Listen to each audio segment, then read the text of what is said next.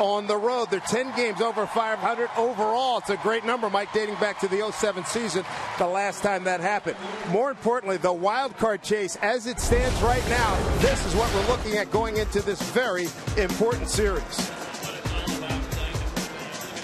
Season, this is where you want to be in this type of position. If you look at a number of the guys on the Mariners right now, Dave, they've been at it for about 2 or 3 years trying to get to this. This is the best time of the year to play, and you can see the reason why. What a big series this is going to be over the weekend. So much fun to talk to Ackley and Seager. They've been through some down times. Now they're enjoying the up times, and that's what Lloyd McClendon says. Hey, man, enjoy the ride.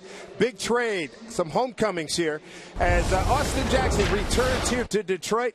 Tell you what, he got a lot of love in the building here today, and David Price will see him, the new Tiger, see him tomorrow. Well, for Austin Jackson, he's my pick to click today. The reason why I learned this from Lou Piniella, when you're going up against your former team, usually good things happen. So we get the series started off. We'll go to the leadoff hitter, Austin Jackson. I'm sure he's excited to be here. Good pitching matchup tonight. Rick Porcello's been getting it done for Detroit, and the Mariners are thrilled to have James Paxton on the mound tonight here in Detroit. Well, they should be. Paxton has thrown the ball well. This will be his third start since coming off the disabled list. Again, he has a good fastball. His fastball has been 95 to 97 miles an hour. And I like the things that Lloyd McClendon had to say about this young man. He doesn't have the innings on his arm. He should be able to go deeper. Last time out, 6 in the third. Look for him to go a little bit deeper in this outing today. But this is a tough lineup. Number one hitting team in the American League. They got number one pitching team, number one hitting team. Something's got to give. Let's take a look at the homestand, which was outstanding. 8-1 for the Mariners. That was really something to sweep a very good Toronto ball club as part of that 8-1. That was impressive. Well, it was. And now you look at the Mariners' schedule the rest of the way out. 42 games, but 27 of them on the road. The good news, they've played well on the road. They're going to have to continue to do that. September is going to be difficult, but let's not get too far ahead of ourselves. This is a big series here. Absolutely not. One game at a time. Woodward Avenue jammed. I was on Woodward Avenue earlier. The cars are marvelous. If you like the cars of the 50s, 60s, and 70s, and heck, even going back to the 30s, it's the place you want to be. But we're talking baseball tonight. It's the Mariners and the Tigers. A good-looking matchup this weekend. First pitch is straight ahead.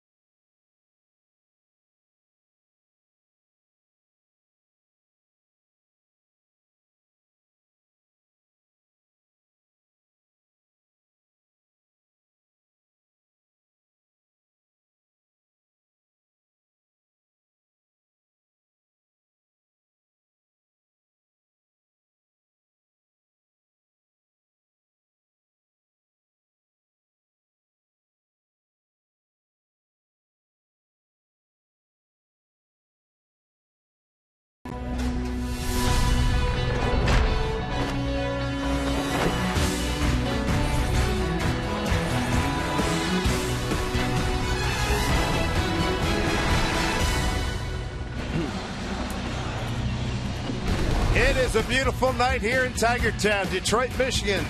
Comerica Park, the scene for a very important series as the Mariners open up a road trip here in Detroit. Glad you could join us for Mariner Baseball.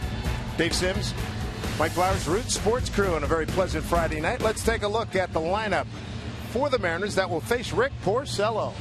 Tonight's starting lineup is brought to you by Chevron, leading off the former Tiger. Austin Jackson in the leadoff spot. You can see what he's done here at Comerica Park. A .293 hitter with 16 home runs, 104 RBIs in his career. Then it's Ackley, Cano, Morales, the DH hitting cleanup. He has been a hot hitter for the Mariners. Seager, Zunino, Morrison just had a 13-game hitting streak snap, looking to get another one going tonight. Chavez and Taylor rounding out the 9 for the Mariners. Now you look at Porcello and what he has done this year. He's pitched well, 13-7 record, 3.11 ERA, 93 strikeouts to 32 walks. Good numbers for him there. He has given up 12 home runs this year. Opponents hitting just .250. Good sinking fastball. He'll also use a curveball and a changeup.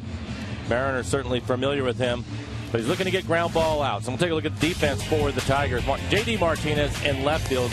Davis, the center fielder. Torrey Hunter out in right. Castellanos at third. Suarez, the shortstop. Kinsler and Cabrera on the right side of the infield, and Holiday will do the catching.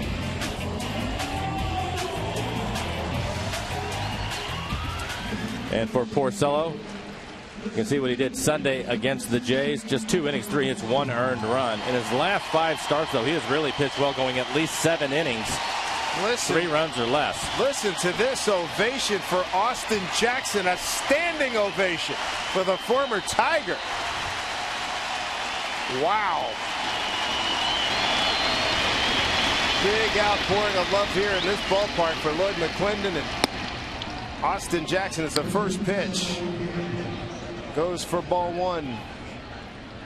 That's pretty impressive. Very impressive, and gives you an idea of what they thought of him when he was here. Big outfield, and he does a great job in center field defensively over the years for the Tigers, now with the Mariners, but has also been a good offensive player for them, especially in the leadoff spot. This last month, he was on fire. It started this season down in the 5, 6, 7 hole. They moved him back to the top of the order, and he really performed well. Looks at strike 2. Umpires for tonight's ball game: Jim Wolf, Randy Wolf's brother, Tony Rendazzo, Stu Schwarwater, and Brian Gorman. Here comes a 1-2 pitch. Taken outside. Mike, tell the fans what it's like being in the buzz when you're in a playoff chase like the Mariners are in right now. And a lot of these guys, it's the first time. It's a lot of fun for them. I think that the biggest thing is you start to get through August, or get into July, through the first couple of weeks of August, which is where they're at now. And you really start to feel it. Now you start to pay attention to what's going on. You're aware of what a big series this is. And you go from being a little bit tired, I think, in July, all the travel and what the guys have done, to all of a sudden you have all this energy and ready to play. And I know the guys are getting to the ballpark quite a bit earlier now, just because they're anxious to get on the field and get things taken care of, especially since they're playing such good baseball right now. 2-2. Off the fist. Ackley and Seager today, a lot of fun talking to them about it. Iwakuma coming off another fine performance, and Ackley and Seager not been through it before. They just said the buzz is just tremendous, and it's going through the whole team. And I asked Ackley, I said, did you ask Cano, because he's been to the playoffs on a regular basis? Just a quick look at pitch that ran in on the hands of Jackson. Boy, how did he fight that off? Hit him on the hand. And Ackley said, you know what? I don't want to mess up with anything that we got going right now. I don't want to talk to him. I know it's there, but I just leave it alone for now. Yeah, well, again, they're playing some really good baseball. When you talk about Ackley and Seager, you have to remember it's been some lean times for them here over the last few years, and now they're finally getting a taste of what it's supposed to be like. 3-2 here to Jackson. It's in hard on the ground to Ian Kinsler, former Texas Ranger. Whoa, to go for the tag. He did get him. Cabrera had to tag him. Looked like he might have jammed that wrist. It was borderline. I thought Jackson did a good job trying to get his foot in there while Cabrera was tagging him up above the waist, clearly off the bag, and he tags him. He might have beat that. That's a closer play than I thought. I thought his foot maybe was down by the time he was tagged. Well, I don't think, no question that he jammed something. Thumb, probably. Been there, done that. That's not Lloyd's good. not going to come out, so it will be an out. Time called a trainer going to come out, along with Brad Osmus. Well, that is a player that they cannot afford to lose. Cabrera at first base trying to make the play, and now you can see his foot off the base, going to try to make the tag on Jackson. And it looks like he is out. Yeah, he got him. Yeah. Close. But that could be a very critical injury here. I don't have to tell you how important hands are to Major League Baseball. Kevin Durant, the trainer, out with Brett Ausmus. Well, they have a number of people on the disabled already, important players for them. Andy Dirks, but Iglesias, their starting shortstop, hasn't been with them. We talked about Sanchez and Soria. Rondon, they're all out. They can't afford to lose him. Kansas City breathing on the next. Matter of fact, have passed Detroit. Lead by a half game. Terrific run by Kansas City to get back in the picture. Here's Dustin Ackley. It's a strike one.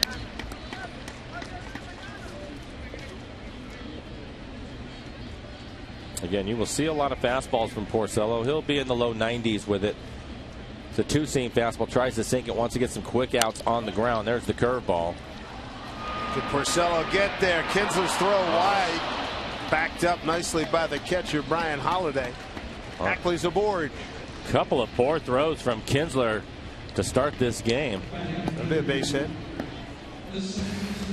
Tigers of late, look at this. They had a 5.5 game lead back on July 23rd. They trade for Joaquin Soria. Then they bring in David Price. They're figuring that's Fat City. They're going to roll. I don't know about that, because Soria then on the 11th of August goes on the 15-day DL. Half-game lead in the Central. Same day, Verlander leaves after the first inning, shoulder soreness. So the trend is definitely going downward. And then Sanchez has to go on the DL. And they trail Kansas City by a half game on August 12th. Things have changed a lot. Here's Robinson Cano, still second to Altuve in batting in the American League. Looks at a strike. He's 7 for 18 career against Rick Porcello. Looking at all that, it's an interesting mindset. You wonder about the Tigers because they've been leading the Central.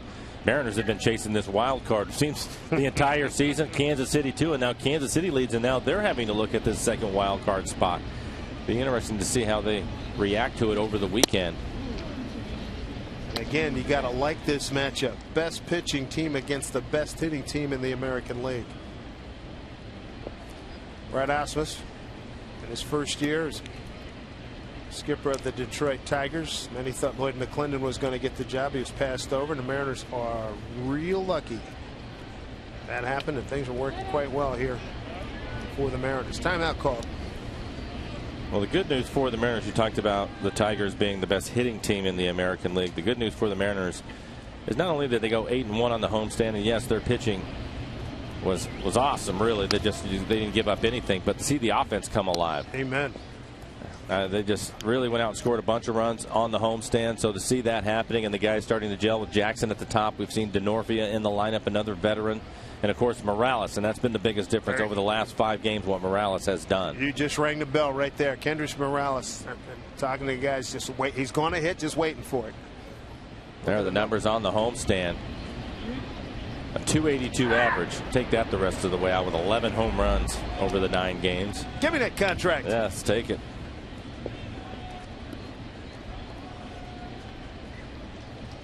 Cano, 9 hits on the homestand, 2 home runs, 4 runs batted in, walked 7 times, 4 intentionally. Runner goes, pitch swung on, throw down to second. He's in there. Bounces away. It's a stolen base for Ackley. Nobody was covering third. Ackley may have jammed his knee. Stolen base for Ackley, his 6th. This is something that Dustin is aware of, that he needs to run a little bit more, especially now that he's getting on base all the time. Been one of the hot hitters for the Mariners. Gets a base hit, an infield hit to start the game, and then he gets that stolen base, put himself into scoring position. One of the biggest changes too has been no more green light. They just said you got to go. They're telling him you got to go. Well, if they put it on, you have to. That's the way it works. Before they were letting him go on his own discretion. 2-2. Off his foot. strike. And he's got the 6 stolen bases. I want to say 4 of them are here in the second half. Oh, I would think so. He didn't run much at all in the first half. And you can see Cano. He's had good numbers against Porcello. 389 batting average.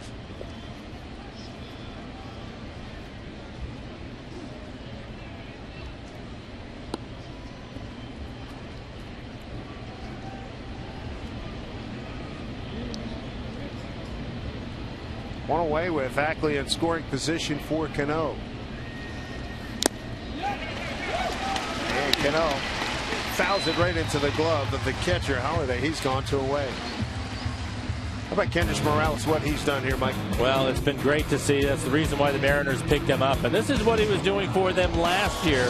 Hits a home run, hitting right-handed, the switch hitter, showing some power as he hits the ball out into the Blue Jays bullpen.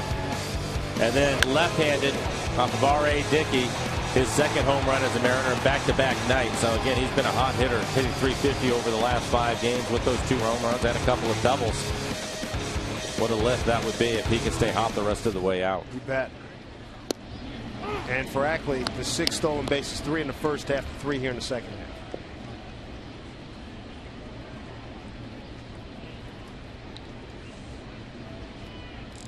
Morales with a 3-game hitting streak, 4 for 19 against Porcello, 25-year-old right-hander out of Morristown, New Jersey, lives in Clifton, New Jersey these days.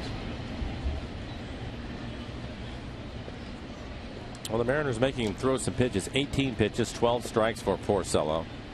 Again, he has pitched well for the Tigers. You want to get into their bullpen early. They've had their struggles out there in the pen. Center field, Rajay Davis makes the play. And that'll do it for the Mariners. Glad you're with us. We're underway here in Detroit. James Paxton will take the mound against Rajay Davis and the Tigers when we get back.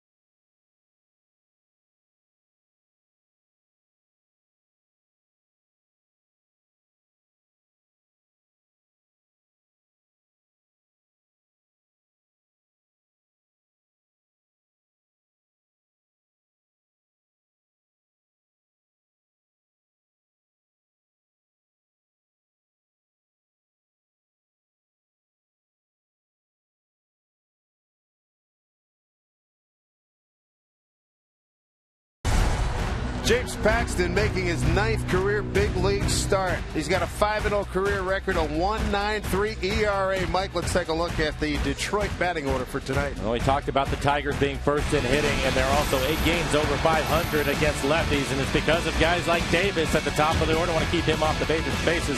Kinsler Cabrera, the DH today. Victor Martinez, 9 home runs against left-handed pitchers this year. Then it's Hunter, J.D. Martinez, Castellanos, Holiday, and Suarez rounding out the 9 for the Tigers. Tough lineup for any left-handed pitcher. For James Paxton, only his 5th start, 3rd since coming off the disabled list. 2-0 record, a 2.38 ERA, 22 strikeouts, only 5 walks. Opponents hitting 200. Good fastball. He'll be anywhere from 93 to 97 miles an hour. Consistently 95 or better. Good curveball and a changeup. In the outfield, you have Ackley in left, Jackson in center, Indy Chavez getting the start in right, Seager at third, Taylor and Cano playing at the middle. Morrison at first, and Mike Zunino will do the catching. Here we go. Rajay Davis taking over in the leadoff spot with Austin Jackson now a Mariner. Want another, Rajay?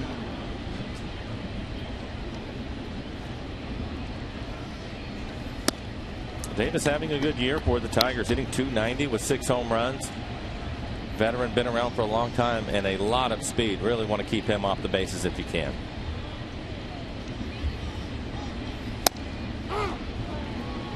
There's the first strike, 2-1. Last time Lloyd McClendon saw Paxton on the mound here in this ballpark, he had a terrific win here in Detroit last September. 3-1. We talked about it with James. Right over the top. Real good downward angle, and right now all 4 pitches right at the bottom of the strike zone or just below it.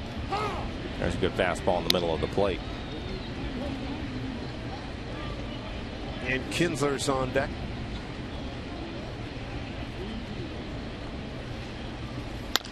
Davis bounces one to the shortstop. Chris Taylor, quick release, throws out the speedy Davis, one away. They'll bring up Kinsler. A couple of shaky throws in the top half of the inning. But yeah, wide at first. He can hit, and he's actually a pretty good defender too, but a little bit wild with the throws. And you can see in his career, just his second season, when his ERA under 2 has really pitched well. I think the rest of the way, one of the things that'll be interesting to watch is whether it's Chris Taylor or Brad Miller at shortstop, 2 really young players in a key spot for you defensively. The Mariners have leaned on their defense for good reason. They have the best defense in the American League to go along with that pitching. But you wonder sometimes about young players, and you never know until you go through it, Dave.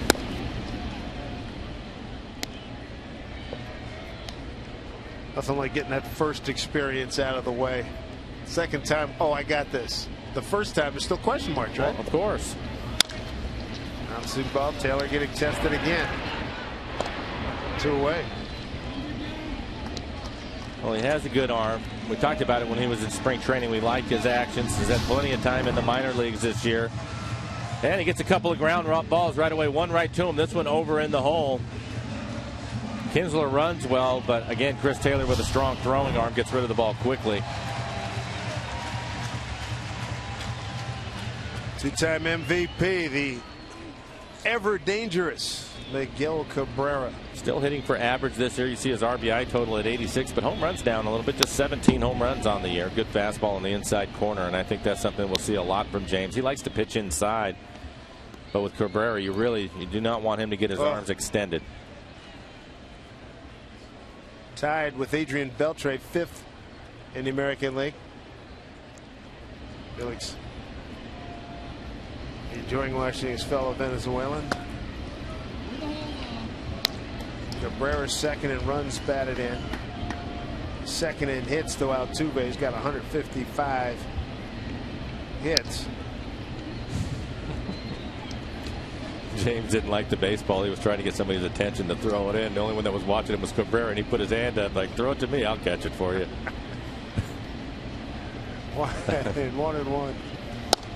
One of the other things that we've noticed with Cabrera is that not only is he a great hitter, but he has fun when he's playing. Oh, yeah. He has a good time. See, American League leaders in doubles right there at the top of the list. And we're not talking about a speedy guy. No. That is trouble. Down the line. Fair ball. Speaking of doubles. Unbelievable. Just keep him in the ballpark the entire series, Dave. That's exactly right, man. How about the ball he hit back at Safeco Field? Pitch way inside. Remember, get the hands in and just banged it into the left field seats. Oh, he's been one of the best right-handed hitters, if not one of the best hitters overall. Oh, over the last 5-6 years. Easily. Yeah, and you can see again right here, pitch middle in, inside out swing right down the right field line. He doesn't try to pull the ball. He typically tries to stay up in the middle of the field. That's the thing that's scary in this yard, which is one of the biggest ones. I mean, he can hurt you at any part in this ballpark. Well, he can. And it is a big ballpark. 420 feet to dead center field. There's another dangerous hitter. Victor Martinez, switch hitting DH.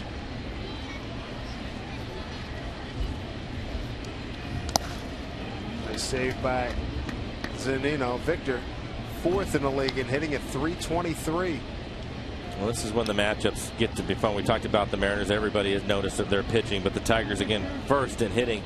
They are hitting .279 as a club with runners in scoring position. So This will be fun to watch the Mariners pitching go up against this lineup for the next 3 days.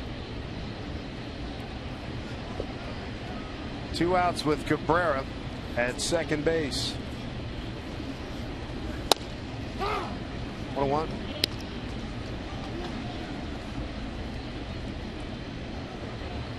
You go through stretches in this lineup. I don't care who you have on the mound. You're holding your breath. Is that good?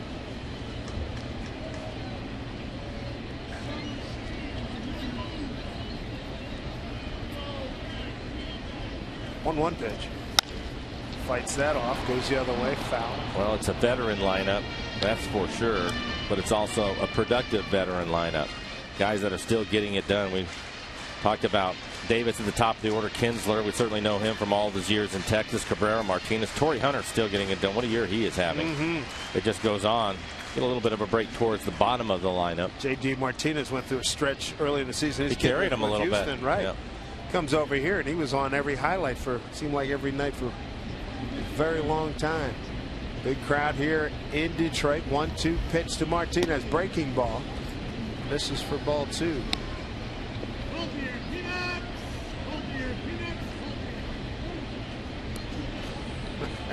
Cabrera having a conversation with his former teammate Jackson in center field. Probably telling him that if there's a base hit to center, he's going to score. Guys have fun. 2-2. Taylor. Oh, and there, just what you were talking about. Well, he made the first 2 plays to him, and on that one he kicked it.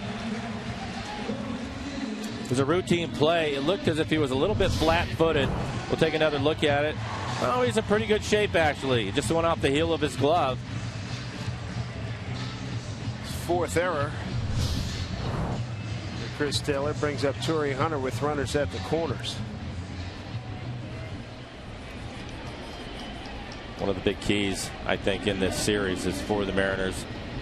You can't walk the Tigers, and you can't give them extra outs. Boom.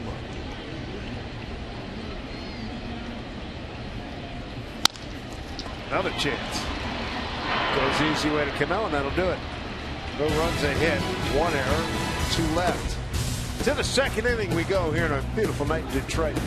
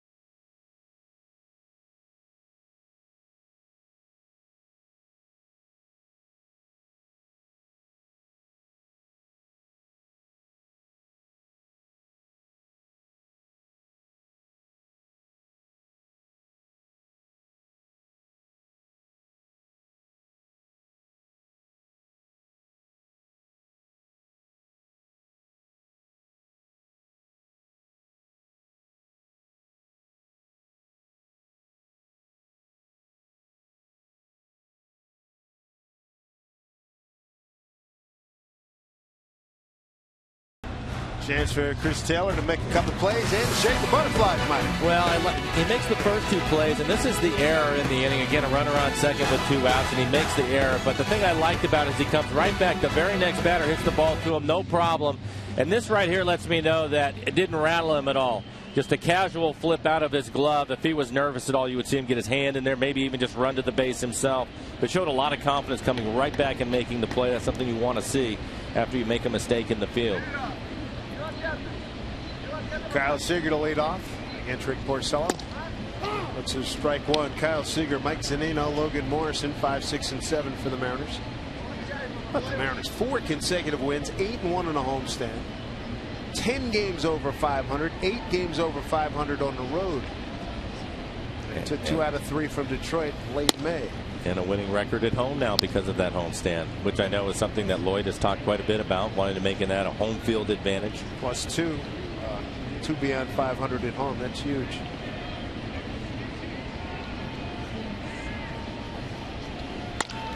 There's a line drive, base hit, center field for Kyle Seager. Pitching wise, about the 12-game streak allowing 3 or fewer runs. A lot of good stuff here for the Mariners. They're trending upward, a couple of bullets. Well, this is a change-up, little circle change, 82 miles an hour, and he leaves it up in the zone. Typically, when it's up around the belt, a little bit easier for the hitter to stay on it. Kyle lines it into center field. The other number I liked coming into this game, 10 games beyond 500 for the first time since the last day of the 07 season. I think they were at 9 a couple of times before they were finally able to get to 10. That's good to see.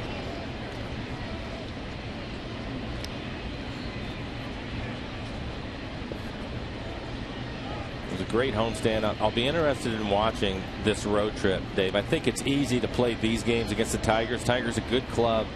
But because you're right there with them and you know how important the games are, but then you switch around, you go back to interleague play, they go to Philadelphia. Should be fun, but the Phillies have had their issues this year. Boston has not played well. Those 6 games I think are going to be really important to this club, just to make sure that they continue to play well and don't play down to the other team because they're having their struggles. You can't let up at this point. Whatever level of excitement that they have, buzz coming into this series, carry it over. Right. Because that's the hard part, though. Right. 2 teams you can jump on. Well, you're supposed to. When you start looking, you start looking at the paper and you go, oh, we're supposed to take 2 out of 3, maybe sweep these guys. No, you're right, and I know better than that. It's 1 game at a time. It has to be.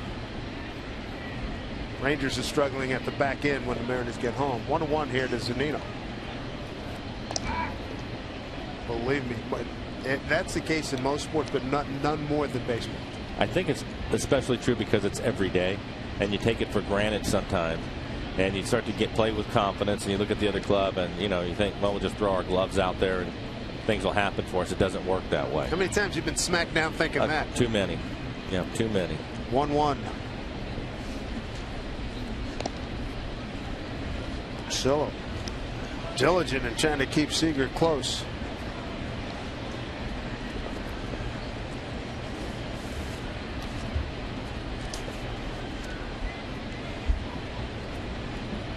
Solo working from the first base side of the rubber. He's got a 1-1. Swing and a miss.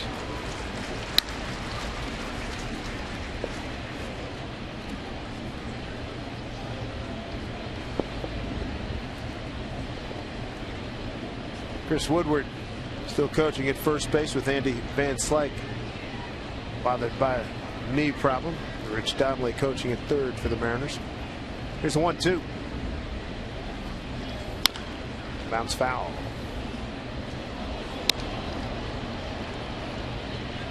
Mike Zunino on the homestand with 6 hits. Had a triple, a homer, knocked in 5 runs. Well, I think the encouraging part is that he was hitting the ball the other way. That latter stage of the series. The triple was off the right field wall. His home run was to right field. Had a big base hit to drive in a run down the right field line. It's something that I know that he's been working on. Ooh, he gets hit again, and that one really hurt. Wow. Well, that's the 13th time he's been hit. It hurts. It'll sting for a little bit, but this is a great opportunity for the Mariners. Seager leading off with a base hit. Now you have first and second. After he takes this one, we'll see where it gets him. Right in the middle of the back. Ooh. Strong man, isn't he? Oh, my goodness. That leads the league. Hope that baseball's okay. He doesn't even flinch at it. Right down, there it is. Take the guard off, go to first. Something. I was busted on him the other day. He said, come on, it's an ugly finder. I said, dude, you got to get out of the way. Bring up Logan Morrison. Morrison had a 13-game hitting streak snapped the last day when we were at home. So he's looking to get things started again. He's been swinging the bat well.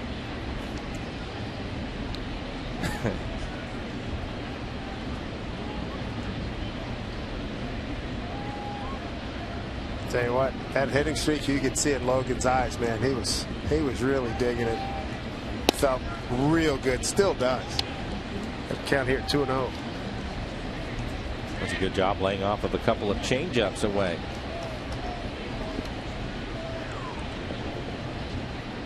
Leads the league in that category. In Sin Shu Chu, man, human pinatas, my goodness. Not many of them have just grazed off of him either. No, oh, they've been thumpers. Right. There you go. Base hit up the middle. Seager to third.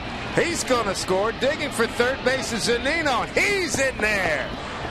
A base hit for Logan Morrison and an RBI. The Mariners have a 1-0 lead here in Detroit. Lomo picking up his 24th RBI. Hit it hard.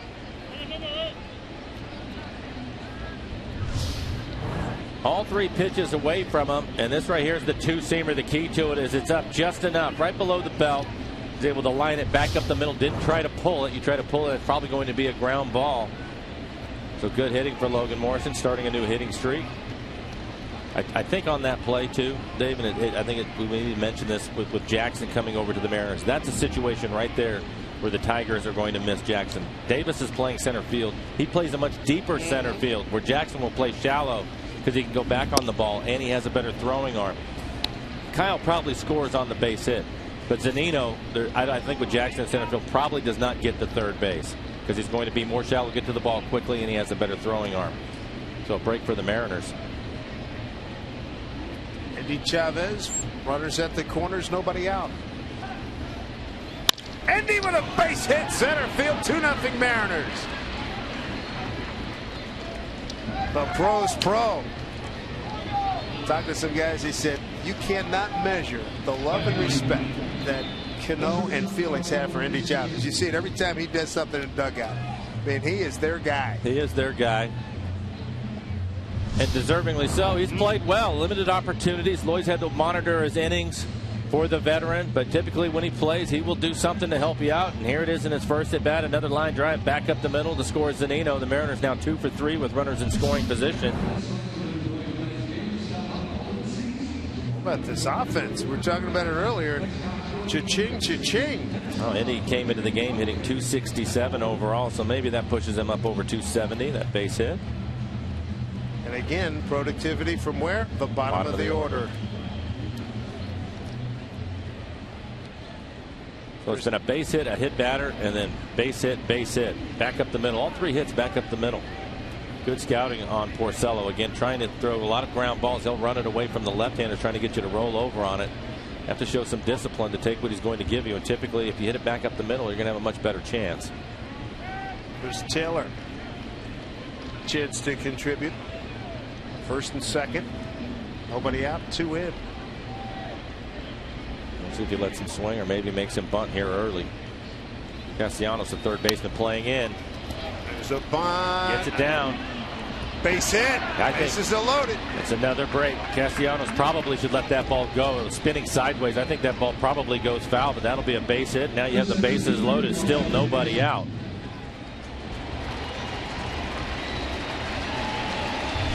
Take a look at it. The ball was in the air and then hits the ground, and it was rolling towards that line. Difficult play. Good speed from Taylor. Now Austin Jackson has grounded out to second. His first time up, a chance to drive in a run. What a productive inning. Starting with Seager in the 5-hole. Now to the top of the order in Jackson. See what he's done in his career with the bases loaded. .319 hitter. Looking for his first grand slam. Breaking ball for strike 1. So 5 straight batters here in the second inning for the Mariners have reached. 2 of them have scored so far. Tigers 7-7 in the month of August. They just split a home-and-home series with the Pittsburgh Pirates.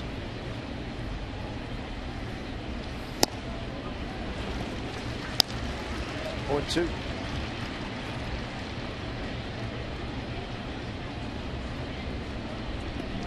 A lot of hugs and well wishes from people here in Detroit. But once the game starts, it's all business. 0-2. Nice save there by Holiday.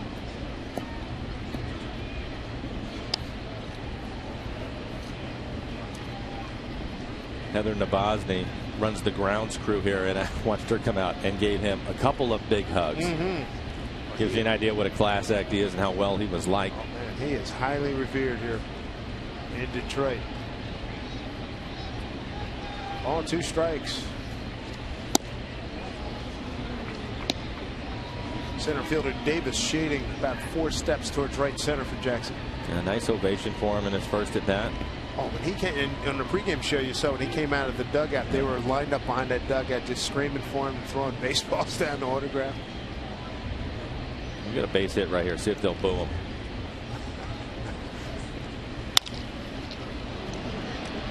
It's for 2. High throw, but it's there for a double play. Run scores. Mariners have a 3-0 lead. Run scores. No RBI. Correct. Mariners now 3 for 5 with runners in scoring position. Andy down to 3rd.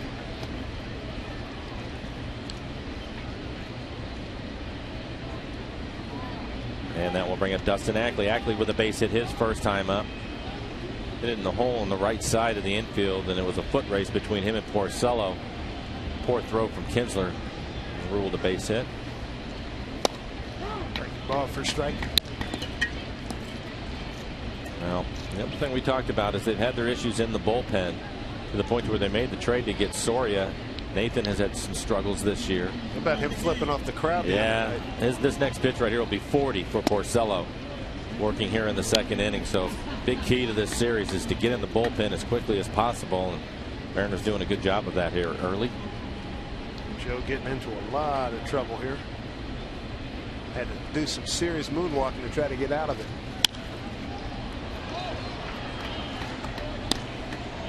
Oh, 2 strikes to Ackley. He's got a row of fans, I'm guessing family, right to our right underneath us. All with Ackley jerseys on.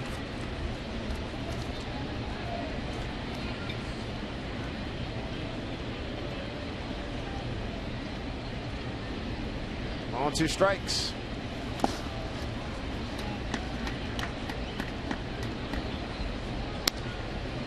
Two and 2.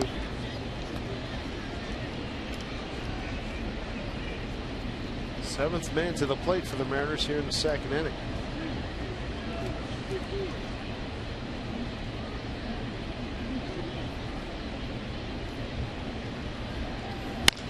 Bouncing ball to Kinsler.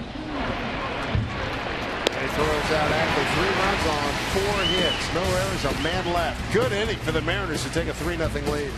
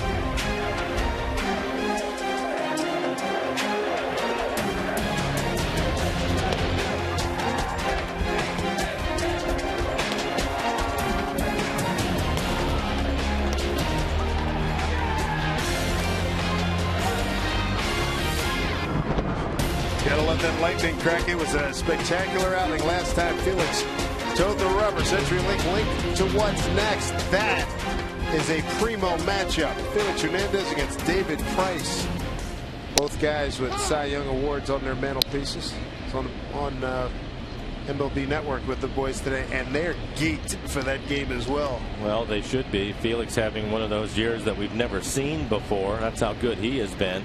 Consistently good.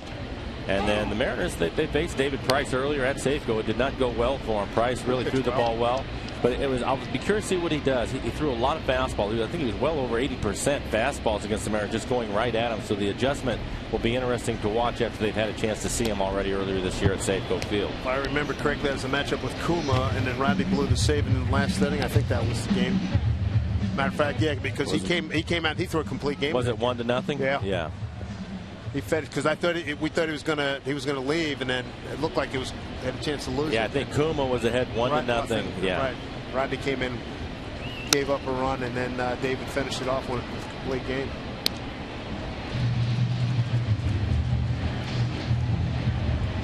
JD Martinez. He has been a fabulous addition to the Tigers.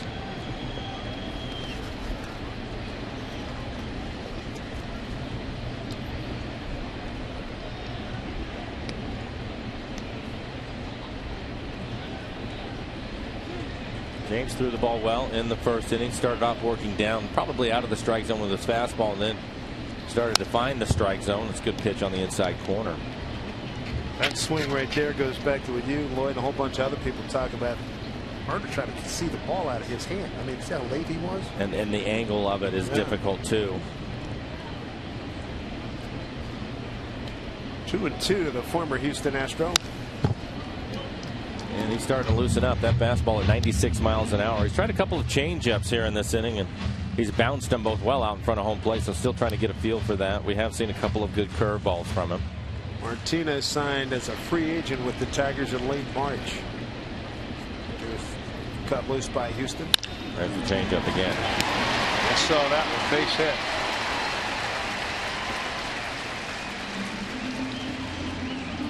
Friday, August 29th. Grunge will have never looked so good. That's because we're lighting up the sky to the songs of your favorite Seattle artists. Our third and final fireworks night of the summer. Enjoy a soundtrack that includes everything from Pearl Jam to Jimi Hendrix to Macklemore. Celebrate Seattle when you get your tickets to Fireworks Night versus the Nationals at Mariners.com. Nick Castellanos, the third baseman, is the hitter now with the man aboard.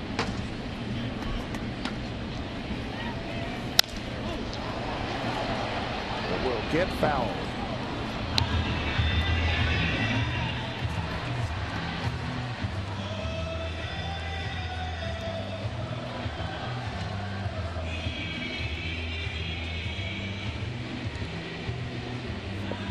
Good crowd here in Detroit. They're fourth in attendance behind the Angels, Yankees, and Red Sox. Mariners are eighth behind Toronto.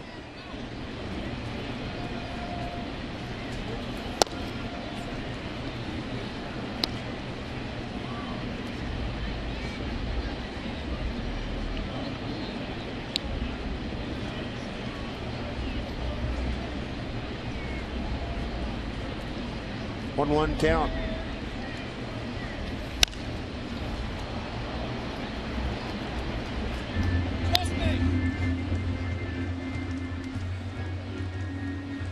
Mariners get RBIs from Morrison and Chavez, and another run scored on a double play for this early 3-0 lead.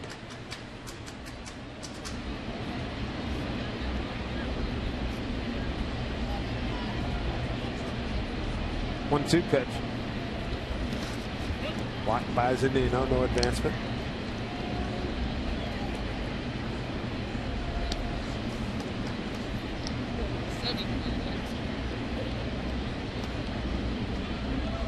James Paxton battling JD Martinez, who tore it up in the month of June and July with .345 batting average in both months. They struggle here in August at 196. Slicing drive, right field. Andy Chavez calling off Jackson, makes the catch. Take a look at our Coors Light Cold Hard Facts. How about this? First game of the series this season. Mariners ranking first in those 4 big categories. That is a huge run differential for the first game of the series. How about them averaging almost 5 runs a game? A lot of positive numbers for this 2014 Mariner Ball Club. 1 out, 1 on. Brian Holiday, the catcher.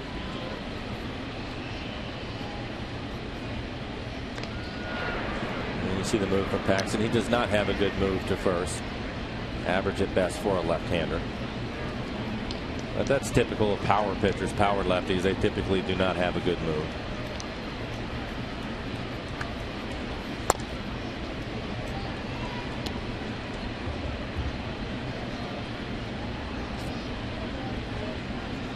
Paxton, 25 years old, out of Richmond, British Columbia. Yeah, it's really been good. Native of Bladner, BC. Well, again, this is his 3rd start since coming off the disabled list. I thought his first outing, the thing I liked about it was his overall stuff, but he did not have very good command. Better in his last outing. Struggling a little bit with it here today. 33 pitches, 19 strikes, 14 balls for him. 2-0. There is a fastball in the dirt. Doesn't have a real good feel for it right now. Might get a Rick Waits visit before long. There's Rick. A lot of success this year with this pitching staff. They've been tremendous. And we showed some numbers on the homestand, and a number of the guys that were here last year, numbers are much better this year. So I think you have to give a lot of credit to Rick Waits, Mike Rojas, the guys working with the pitchers, and probably Mike Zunino too. Having Radney slotted in immediately as a closer, that defined some other roles. Taylor flips to Cano. Cano completes the double play. Taylor, Cano, and Morrison. Pretty good combo. Mariners lead 3-0.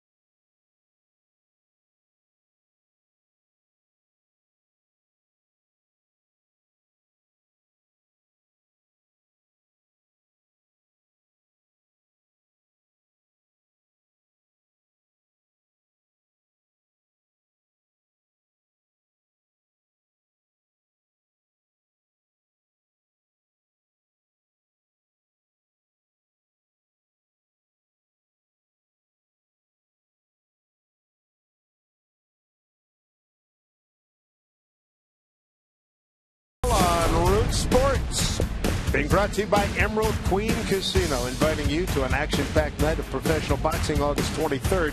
For tickets, go to emeraldqueen.com. By AFPM, too much good stuff. And by Ford, we are local. Good luck at Detroit earlier this afternoon. A 3-0 Mariner lead early on as we go to the top of the 3rd.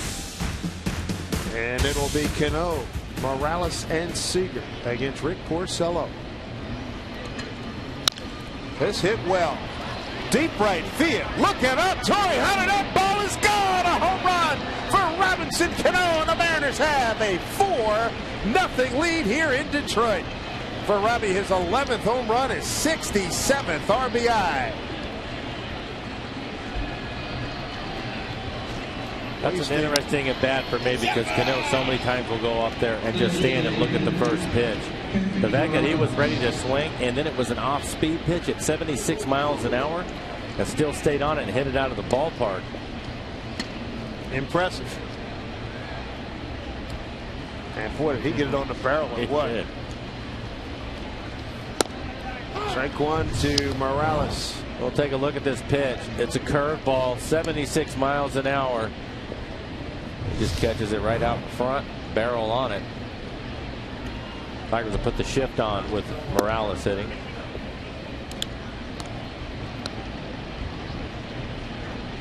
'99th home run as a team for the Mariners.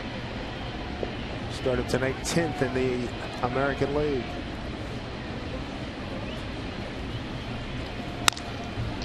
Right into the shift.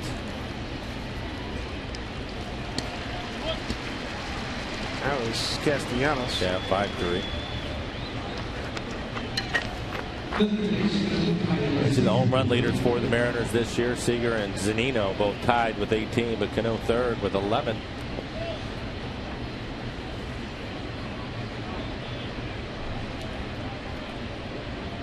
Brings up Kyle Seager. Base hit to center field in the second inning and scored a run.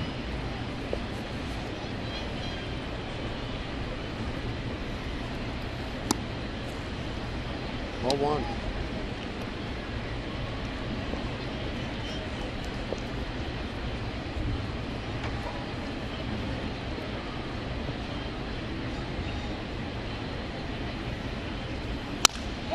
That is foul. Home run given up by Porcello, the 13th that he's yielded this year. It's 4th on the team.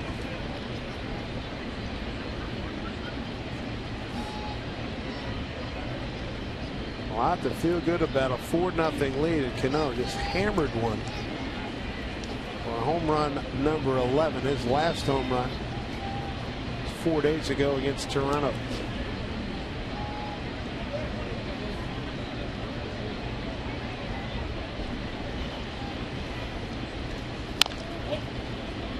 You mentioned the 4-0 lead, so I'll give you one of your favorite numbers, Dave. When the Mariners score 4 runs or more, they are 48-10 on the year. Thank you very much.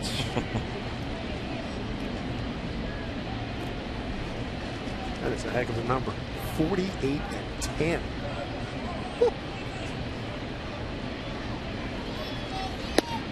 Well, no reason to stop there. 49's a good number. It's always been good to me. Well, I agree.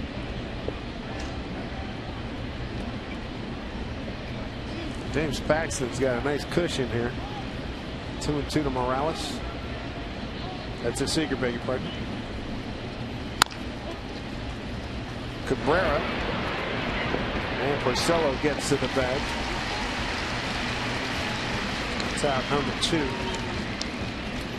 Hey, this season, members of the U.S. military will receive a 10% off select main terrace and view level seats to any Mariners home game. Small way that the Mariners at EQC can say thanks to our local heroes. Receive your discounted ticket. Simply show a valid military ID at any Mariners team store or the Safeco Field box office.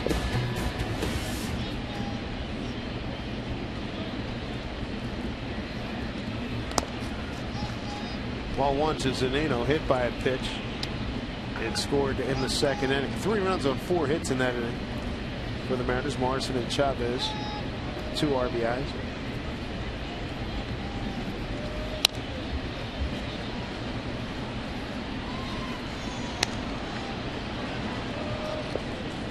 One.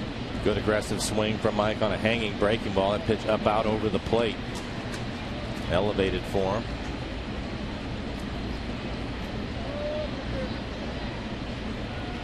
One. Slider.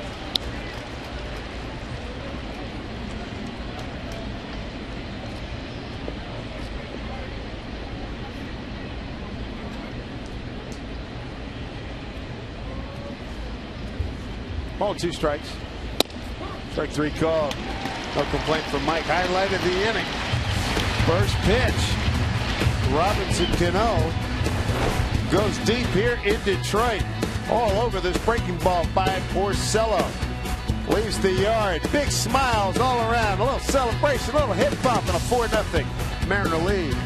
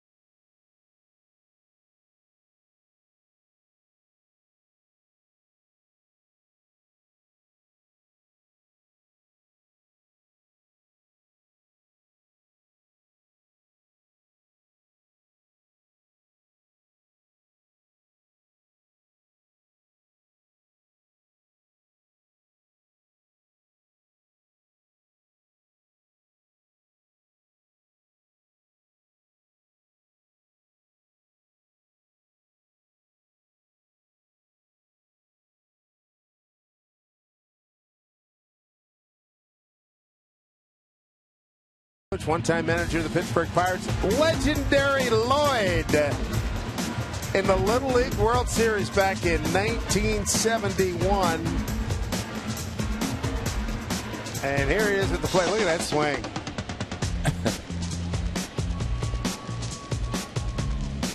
He had 5 for 5, all of them home runs. But he could deal on the mound a little bit too. Yeah. About Monet Davis, the young lady out of Philly, from proud to brag my high school leading the Philly team over Nashville today. 8 Ks, a couple of hits she gave up. Not bad as Suarez grounds out.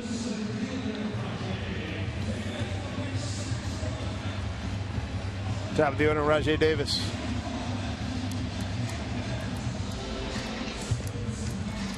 Davis grounded out to short. Chris Davis getting a lot of action.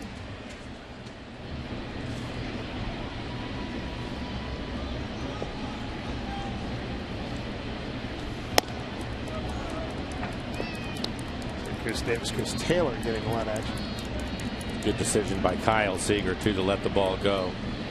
You're taught as a third baseman to try to get to everything that you can. It's a good fastball for a strike, but I think on that play it was going to be borderline and he didn't want it to go off the end of his glove. Let Taylor handle it, no problem.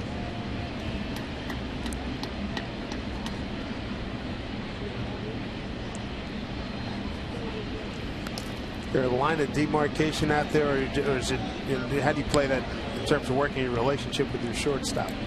Well, I think the best thing that you can do is, I know Kyle and watched him enough to where he's already looked over his left shoulder. He knows exactly where Chris Taylor is at.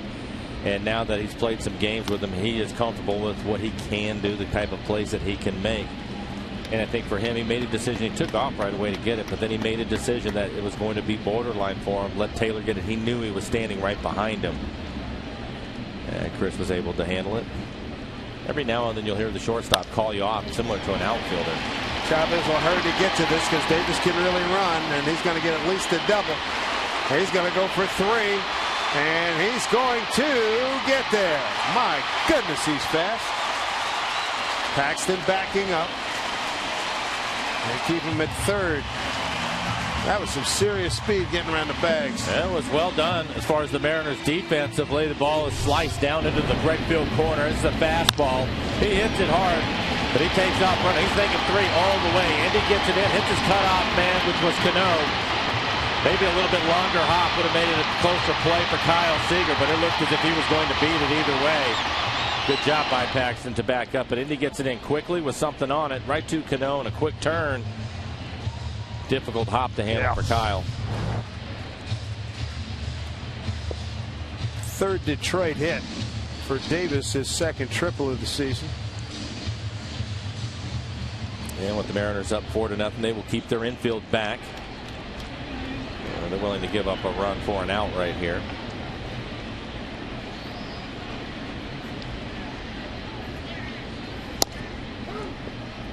Strike one to Kinsler, rounded out to short.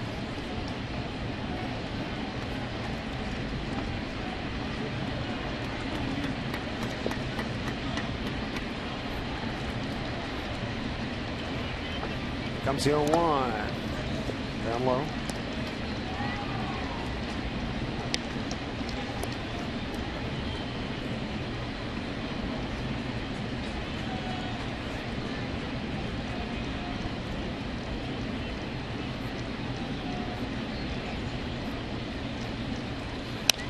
Off the fist, foul back.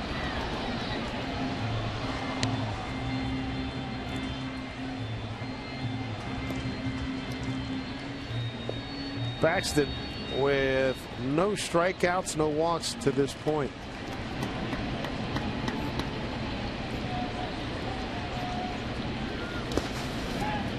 And again, he just hasn't been as sharp as we've seen him in the past. That's another breaking ball in the dirt. He hasn't had a real good feel for his breaking ball, which is a hard 12-6 curveball, or his changeup.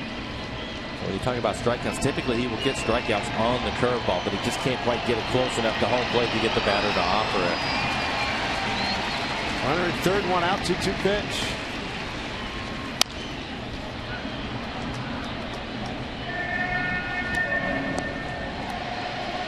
Oakland playing at Atlanta.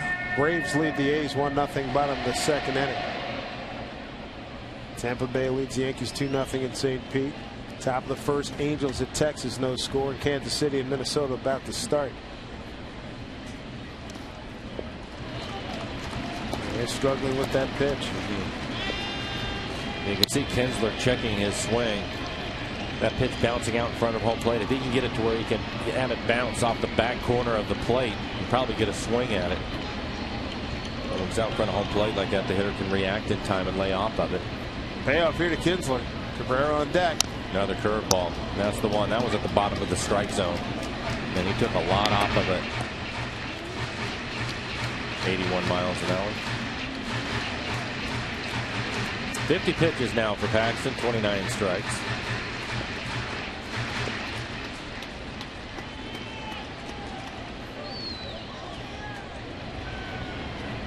Three-two. Taylor will field. Davis will score.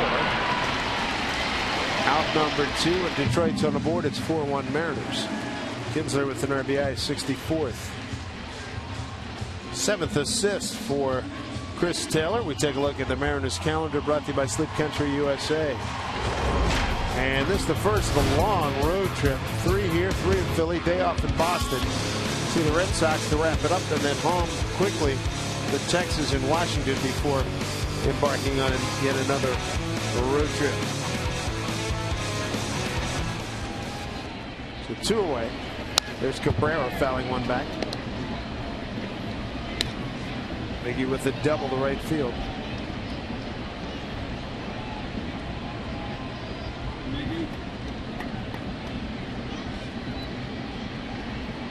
That foul ball still flexing his hand.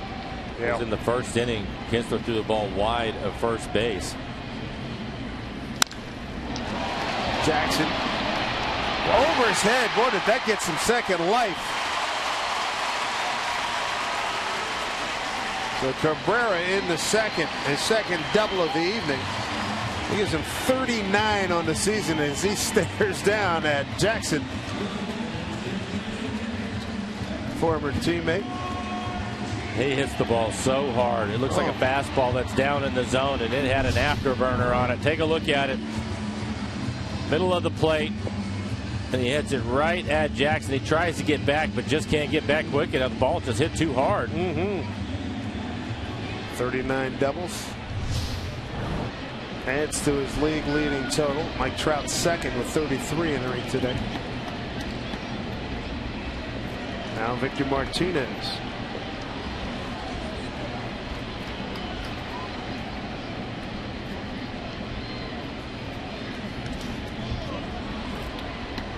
Another exemplary block by Mike Zunino. Ball one.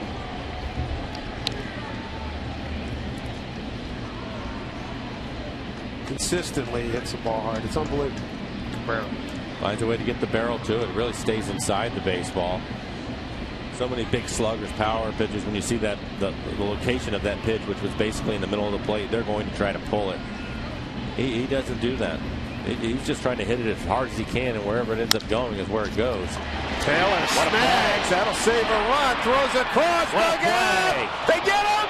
They did. What a play by Morrison and Taylor. That saved a run. Beautifully done there by the Mariners. Chris Taylor, hang with him play along with Morrison. Says, well done. Look how far out he is on the outfield grass. Strong throw. Morrison makes the grab and withstands a collision from Victor Martinez. 4-1 Mariners.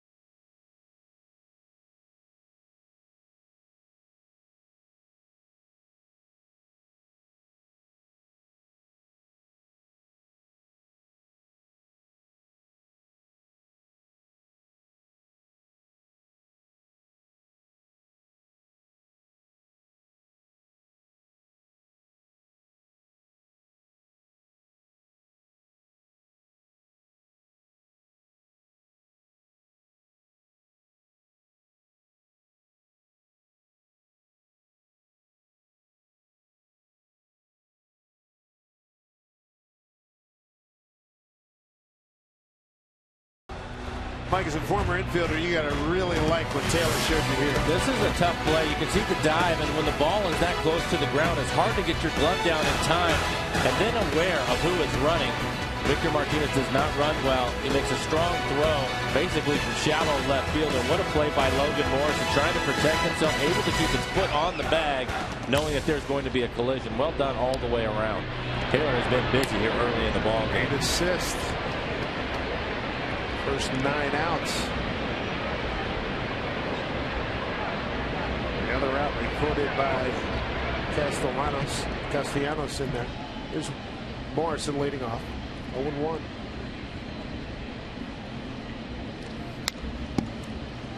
One more with an RBI single to center his first time.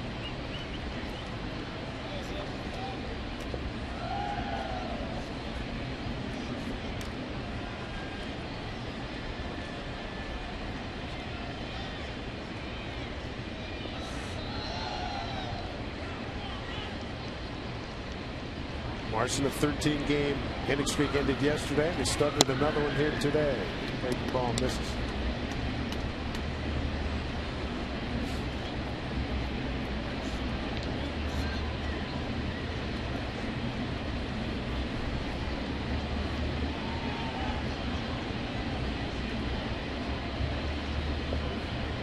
Mariners got to Purcell for 3 runs in the second, and then in the fourth, a leadoff homer by Cano.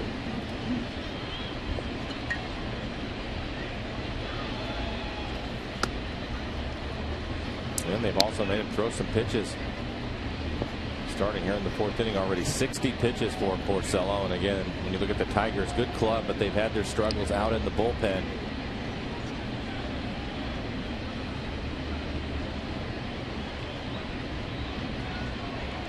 Two. Morrison's worked the full count here. Lead off the 4th. He'll be followed by Chavez and Taylor.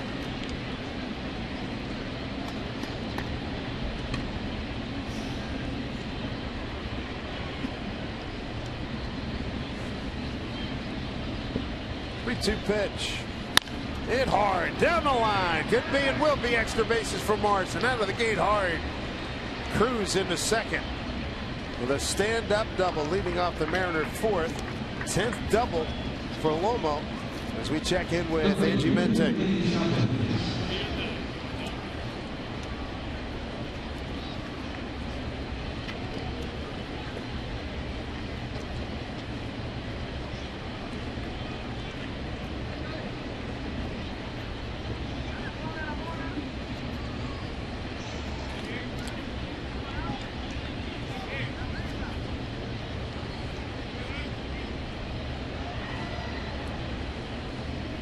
All right, Angie, thank you. 4-1 Mariner lead, looking for more. Andy's going to get that runner moved up. Gets the job done. He will get some high fives for that at bat. Winning baseball. Andy Chavez, the veteran, understands how to play the game. Had a base hit, drove in a run his first time up. This time his job is to move the runner along, and he is able to do it. Give Taylor a chance to drive in a run. The Tigers will bring their infield in.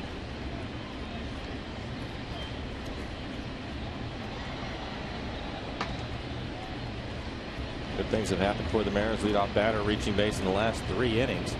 First 2 scored. Taylor did a great job to get a bunt down his last time up, and it worked out well. It loaded the bases. Pitch out, nothing doing. We have not seen a Mariners suicide squeeze this year, have we? I don't believe we have. We haven't seen a suicide squeeze, and we haven't seen a grand slam out of the Mariners. That's a short to-do list. They've taken care of a lot of things. Yes, they have. Playing some good baseball.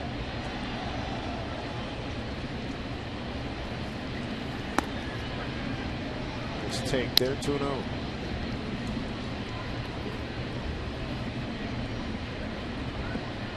And hit by Morrison, the Mariners' 7th hit. 4 runs, 7 hits, an error. They've left 2. A run on 4 hits, no errors, and 3 left for Detroit.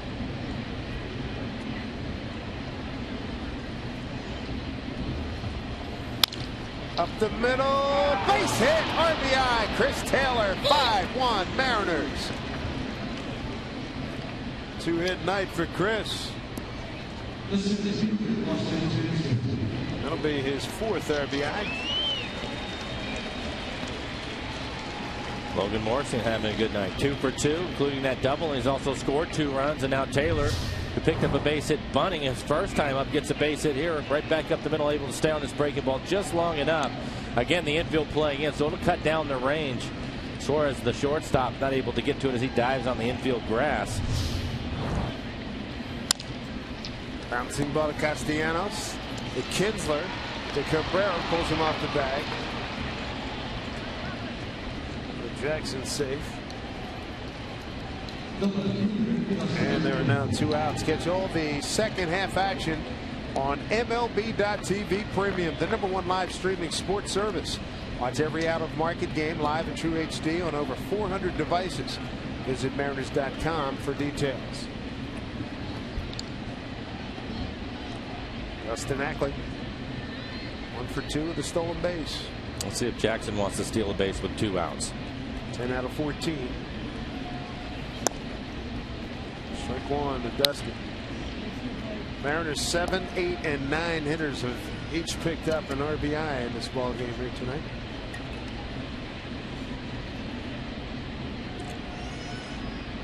A lot of teams, a lot of people do it in baseball. Trying to steal second with 2 outs and this high up in the order, right? Well, yeah, because if he gets thrown out, then you'll have Ackley, who's your #2 hitter and one of your hottest hitters, leading off the next inning. If he makes it, of course, you get a chance to pick up another run, steal a run with 2 outs, especially with Ackley at the plate. Ackley 1 for 2 today, so I think it's just a good play all the way around. 0-2 here to Ackley. Jackson runs. Pitch. He's out. They throw him out. Out. I thought he was safe. Wow. Second base umpire Stu Schwarber. Lloyd McClendon out of the dugout in a hurry. It looked to me that his foot was in there before he tagged him. He tagged him up around the belt, I thought. He's going to stay out there. And there we go. Let's take a look. Tigers are staying out there, too. Oh, that foot's in there. That's what it looked like. It looked. Oh, right there. But I know, but he called him out before that. And I still think he was able to get his foot back in there. This would be a better look. Yeah, he's going to be out. All right, now no challenge. 2-6. Oh, tagged him on his hand. There you go. All right, that'll do it for the Mariners to pick up another run. Expand that lead. There's Jackson caught stealing. It's 5-1 Mariners.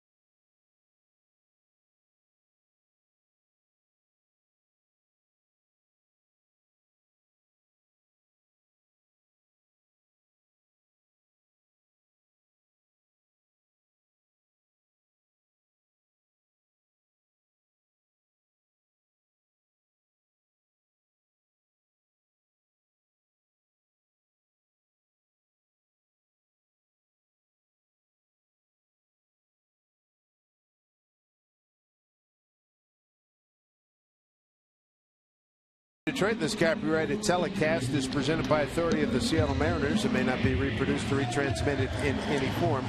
And the accounts and descriptions of this game may not be disseminated without the express written consent of the Seattle Mariners. Delighted to have you with us, everybody. Dave Sims, Mike Flowers, and the Red Sports crew. Mariners starting a 9-game road trip off a day off in Boston. And they've got an early lead here, 5-1. Torrey Hunter's going to lead it off against James Paxton. Well, good news for the Mariners. We saw the offense when they were at home. Big reason why they were 8-1 on the homestand, and now we're seeing some offense here.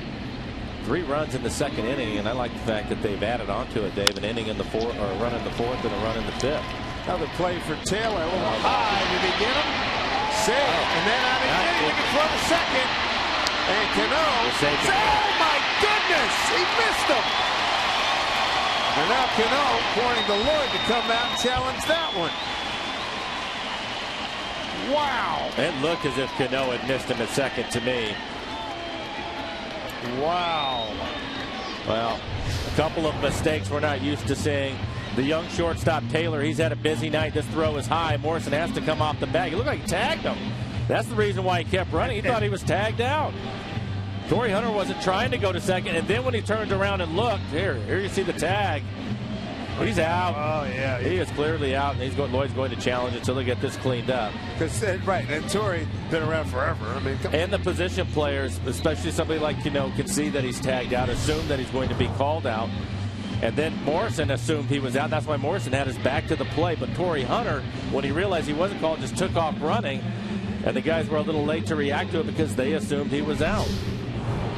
And again, you can see this right here. Saves Taylor with an error as Morrison comes off the bag high into the air, but he clearly tags him right there. This will get reversed, and Torrey Hunter will be out 6-3. I'd love to hear that conversation he's having out there with the fellas at second base. Again, you can see how casual he was after the fact. He knows he's tagged, and he was tagged before he touched the base, so he's just assuming he's out.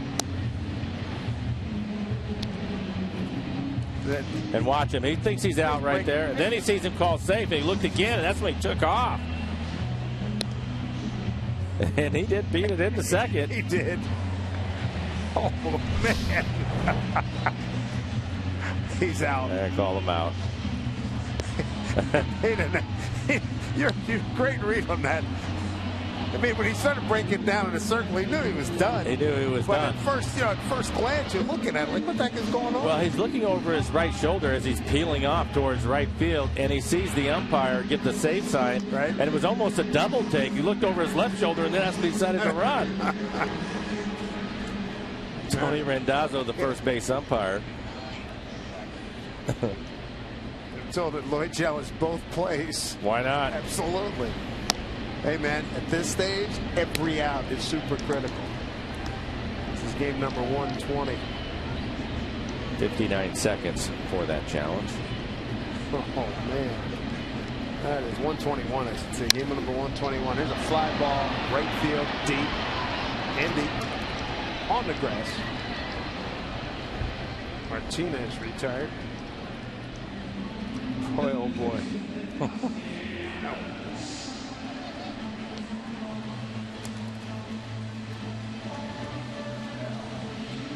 Man, oh man.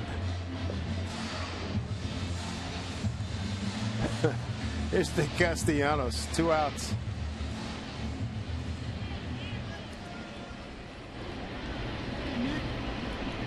We've had more collisions than some football games get, and better collisions at that. Well, we've seen some wide throws on both sides to first base, and typically when that happens, that's what you're going to get. Morrison and Victor Martinez were tangled up at first on a throw that was in the dirt. That last play, Kinsler, looked like Cabrera maybe was hurt on the first play of the game as he had to come off the base and make a play, and then another poor throw to the pitcher Porcello when he was covering by Kinsler.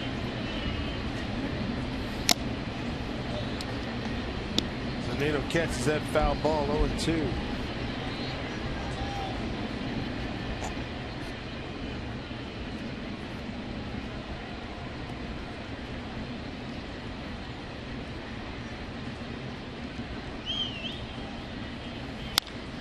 Right to Seager, and that ends the Detroit fourth. There's some interesting highlights in that frame. The Mariners lead it 5-1.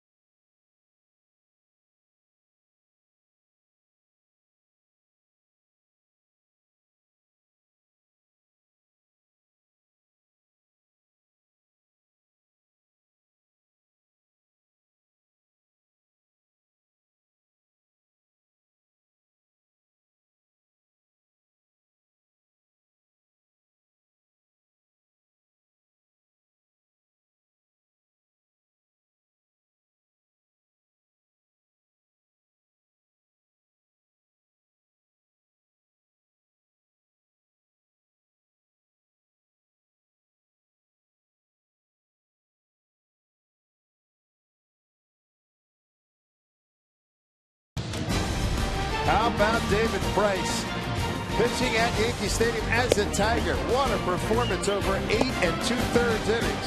He racks up 10 strikeouts. Part of the co-headliner. What a heavyweight match tomorrow. Felix against David Price here in Game 2 of this 3-game series. Our CenturyLink link to what's next. And you want to tune into the pregame show. David has some Very interesting things to say about Felix Hernandez. I know from talking to him over the years, he said he's always wanted to match up with him, and they finally get an opportunity to do it tomorrow. Justin Verlander to your left. Shoulder soreness of late. Exactly. It will be a little bit different lineup than what he faced the first time around, with Jackson and Denorfia and Morales now in the lineup, some veteran hitters. And there's Felix. He's all stressed out about the game tomorrow. He has been a lot of fun, hasn't he? Every morning I look at the numbers and I'm like, man, that's something? That is something.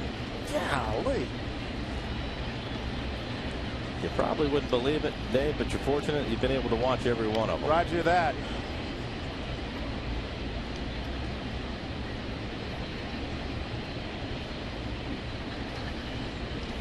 I went back to my old reliable today on MLB when I said, you know, is it one of his best years? You know, do you think? I said, call the engraver. Matter of fact, he's already been called. Come on. Did anybody disagree with you? No. No.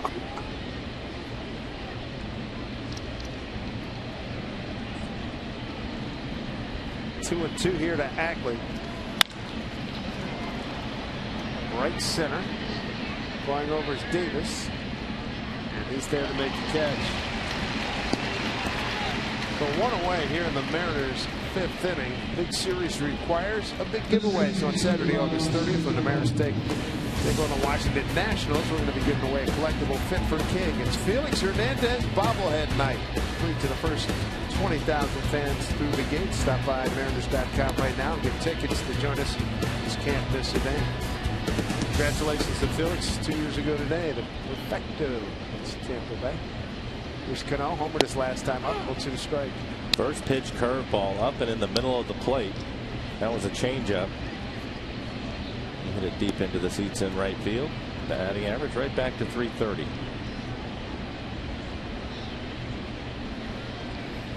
Talked about the consistency of Felix this year and what he has done.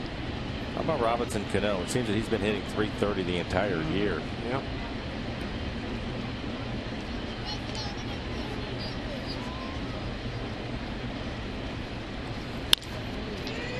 Off the fist, that might be enough. Davis, closing speed, can't get it, base hit.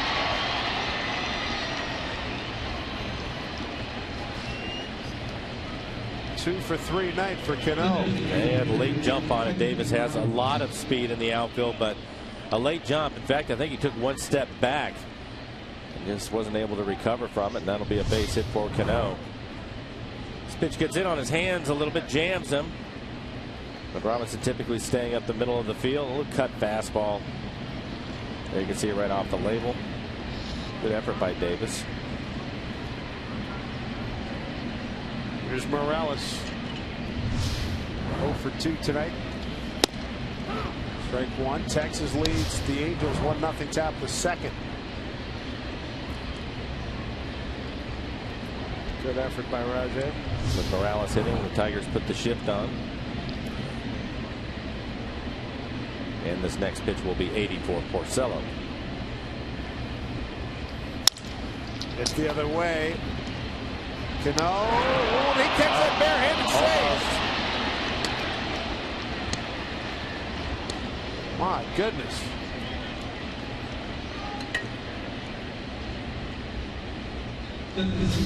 When you take a look at it, Kinsler, the second baseman, is thinking double play. I think Suarez just trying to get it out.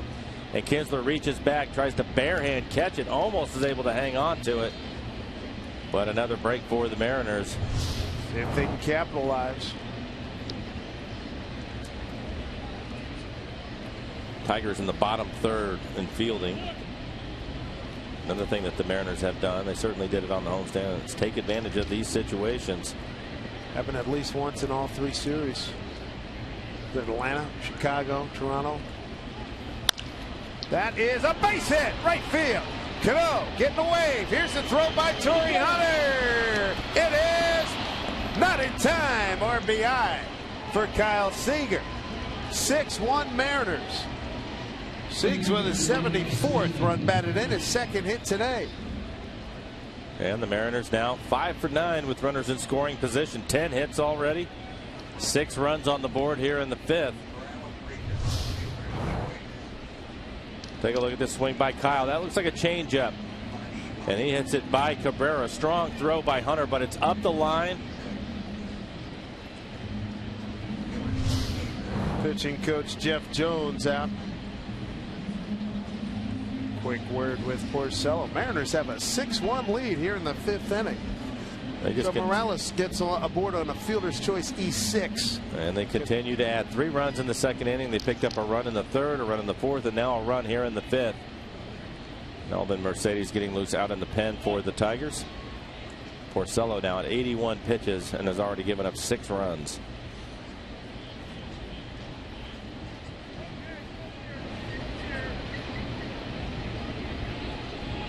Zunino hit by a pitch and struck out looking. Big one on the mic. They're taking the starch out of this crowd. That is for sure. It's a big crowd here at Comerica Park. Always a big key when you're playing on the road.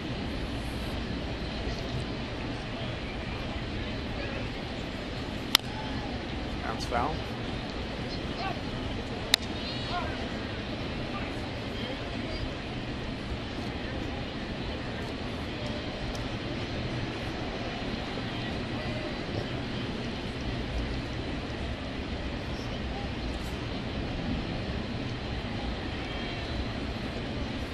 Two to Zunino, put it in play, takes Castellanos to the bag, throw across, double play. But a run on 2 hits, an error and a man left. Mariners have increased the lead to 6-1.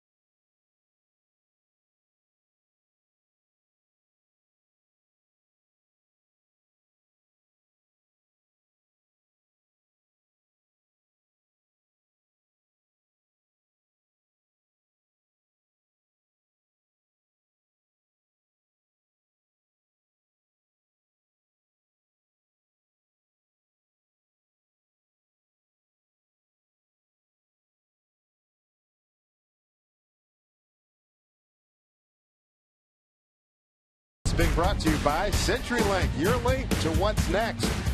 By Jack in the Box. Right now at Jack in the Box, try Jack's Spicy Chicken Club Combo for just $4.99 plus tax. By BNSF Railway, sponsor the BNSF Blast. And by Seattle City Light. Visit seattle.gov/WePower for more information. I like your ride. Oh man, I tell you, I was on Woodward Avenue this morning. That looks like about a 52, maybe a 51 Cadillac. They had some gorgeous cars. Hundreds of thousands. And here's the thing. It's probably what they do in Pasadena for the Rose Parade. You better stake out your piece of ground to watch. People are out there, I'm told, last night. We saw a bunch today. Well, Woodward Avenue goes for miles and miles and miles, and that's what they're doing. They're just camped out. Watch the cars cruise by. Wow. So it goes from the 8 Mile Road to the town of Pontiac. And I'm telling you, these folks were out there in droves. And it was great. I saw grandmothers. And I saw one grandmother, she was in one of those lawn chairs. had the blanket on, had her sun hat. They had that sort of like little tent deal. Mama was ready to rock, man. Not her first rodeo. She's been through this before. Absolutely. Here's Suarez. Yeah, if you can find video of it, man, there are some beautiful cars. A lot of old 57 Thunderbirds, 57 Bel Airs. Great stuff. Suarez grounded out to Taylor first time.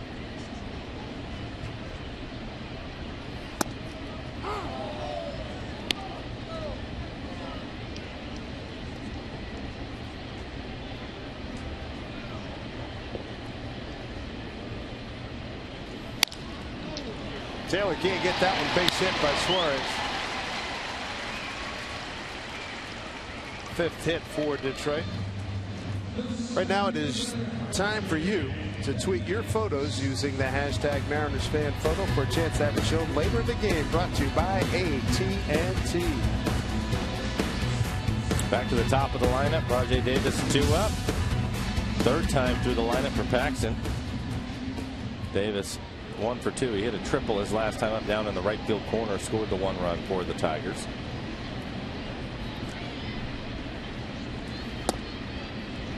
Top 3 to 5 speed guy in the American League, no question.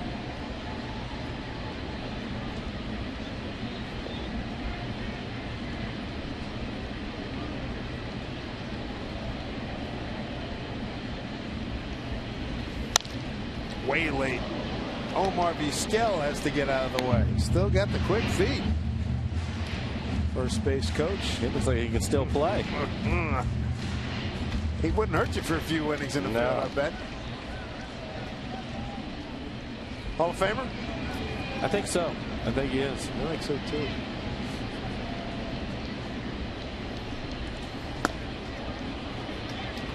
Did not go to check with Tony Randazzo.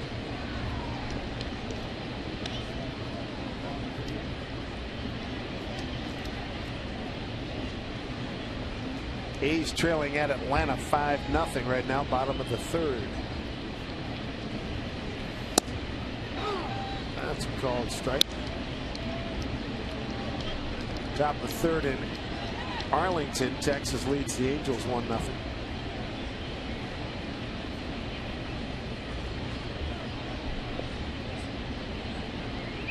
Kansas City, Minnesota, no score, top of the third in Minneapolis.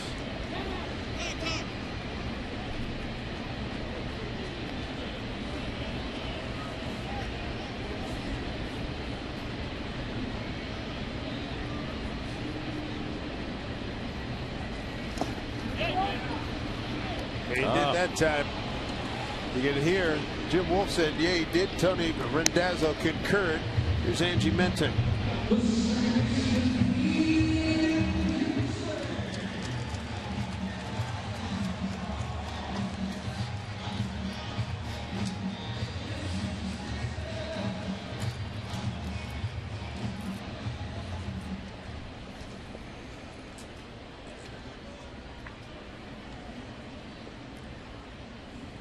All right, good report, Angie. Thank you very much. That was the first strikeout for Paxton tonight. He's got 2 away, 1 on. Here's Kinsley. And he drives one deep to left. Ackley tracking into the corner, and it's a foul ball. Well, we talked about it being a big ballpark. 345 feet down the left field line. Dustin trying to time his jump up against the wall. Hits right up in the top of the padding. 345, and that's in from where they originally put the fences. All the fences 8 feet 6 inches high, and the fences were moved in 25 feet back in 03. Bullpens, they weren't there when they first opened it up. It's dimensions for a driving range. Well, apparently they heard the players' complaints. And you know they were loud, and you know they came often. Again, it's 420 feet dead center field. 1-1. That's a ball to Seager. Throw across, and that will do it for the Tigers in the 5th. Paxton picks up his first strikeout of the ball game. He's got a 6-1 lead.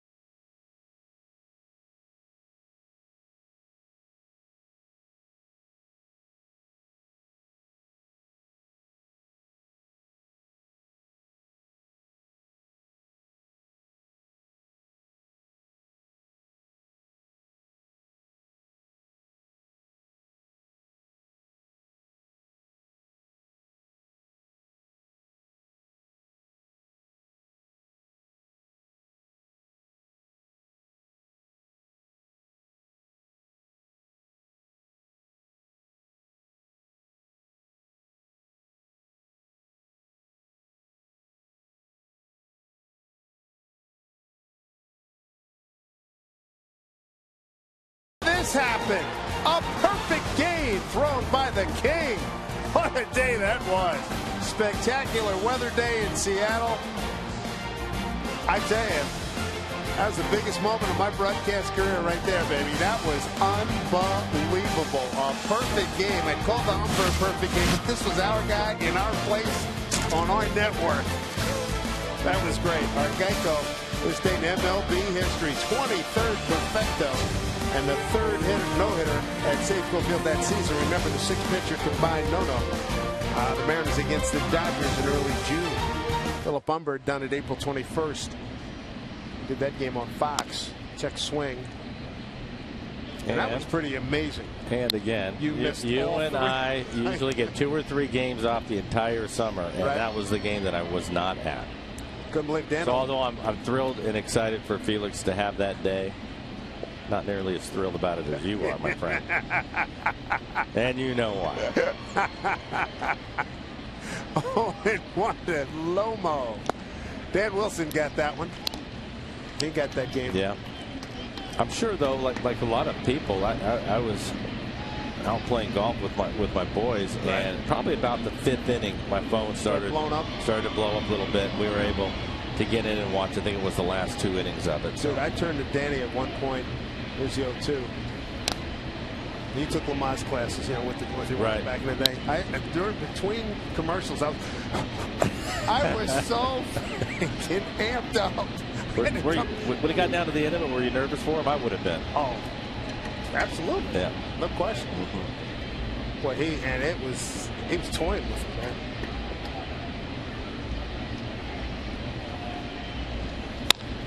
Almost. Sends one to right field. Here comes Torrey Hunter. Yeah, I've never experienced anything like that professionally. I mean, it's you're in your ballpark, your team, your guy. I bet, and Mark Engelberg said it's the coolest thing he's ever directed. Absolutely. I mean, he was in such command. And I know Joe Madden and those guys said that it was. What are you going to do? I mean, the guy was just magnificent that day. It took me, I don't think I came down for like 2 days. Yeah, I was fortunate to play in Basio's no-hitter that he had at the Kingdome, to play in that game. I tell you, you start to get some butterflies those last few innings because you don't want to make a mistake and cost a guy, your teammate and friend, something. But I'm sure if I had actually been at the game that day working, I would have been nervous for Felix, because he's done so much for this organization and the team. Immeasurable. A special moment, and you want him to get it. One out. Indy has to jackknife out of the way. And I'm sure, if I remember, it's like 22,000 in the ballpark, but I'm sure 120,000 say they were there. So. But I continue to remind you that I was not there. and not happy about it. What do we say all the time? That's baseball. That's baseball.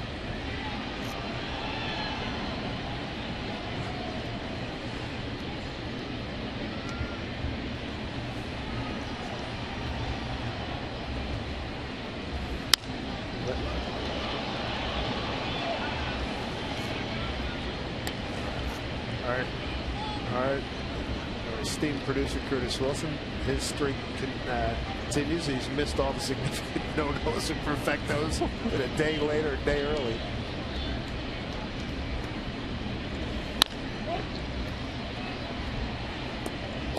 As if you're in a no-no as a fielder, I know I want to get your perspective, because I remember talking to Ryan and guys like that. As part of it, usually you want it to hit to me, then you're like, yeah, hit it to me, I'm ready.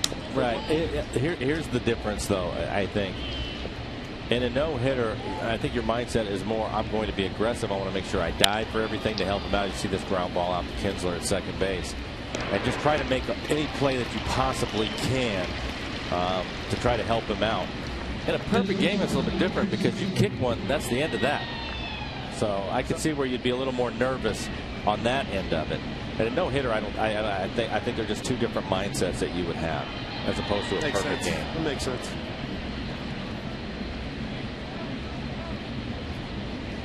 And in a no-hitter, if you make an error and he gets out of that inning, you didn't cost him anything. Maybe a couple of pitches is about it. Perfect game, it's over at that point. You'll have a new car after that. Yeah. Man, oh man.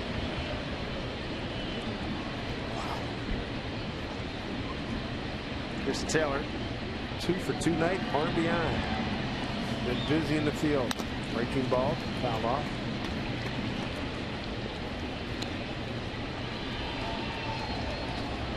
Their RBIs tonight. Cano with a home run. Seager with an RBI single. Morrison and Chavez with RBI singles, and ditto Chris Taylor. Another run scored on a double play. 10 hits tonight by the Mariners.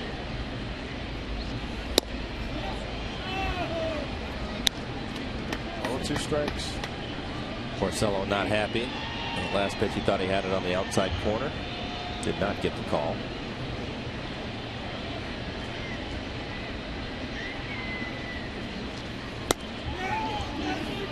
Did not go.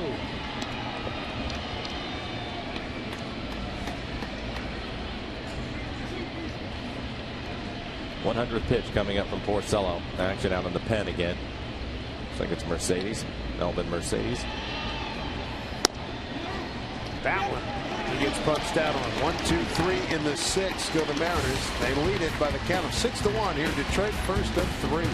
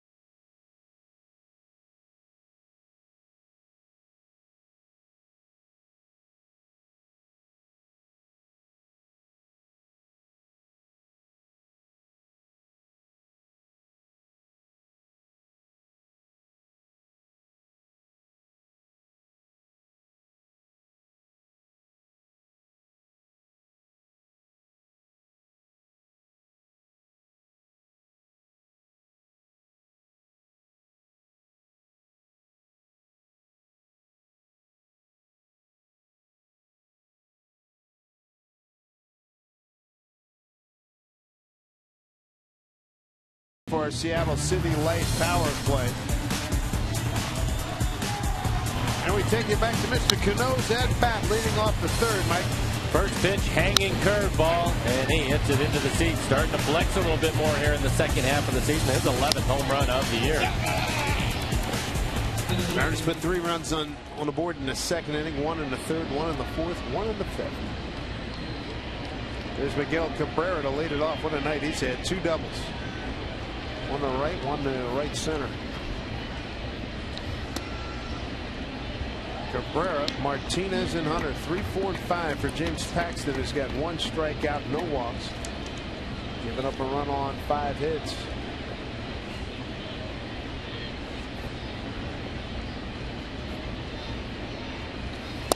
For Paxton, since his return from the disabled list, this is his 3rd start. His other 2 starts, 77 pitches and 83 pitches, and right now he is at 78 pitches. So I think Lloyd will let him go a little bit deeper in this one. See if he can get through this inning. 1-1. 2 balls and 1 strike. Bud McClendon, triumphant return here to Detroit. Hitting coach for these Tigers, won the last 3 Central Division championships.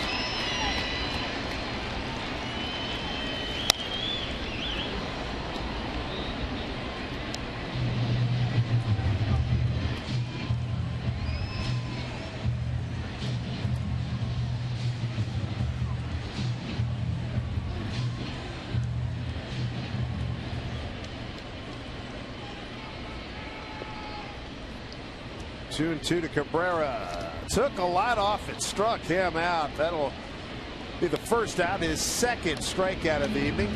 Lloyd McClendon back here in Detroit. What's it like coming back to a place where you are revered? I've made so many friends outside of just the players. It's always nice to come back and see those relationships, and obviously you're happy to be back, but you'll be glad when it's over and the game starts, because it can be a little bit overwhelming. But I think once the game starts, it'll be business as usual. That indeed has been the case, and this Mariners up 6-1. 1 out here in the 6th. Here's Victor Martinez. It's interesting. A couple different occasions over the course of the summer since Lloyd has taken over this club, whether it's opening day or big events, he'd rather just get to the game. That's what he wants to do. He just wants to get in and manage the ball game. Hey man, he's hardcore. Yeah. There's a good changeup.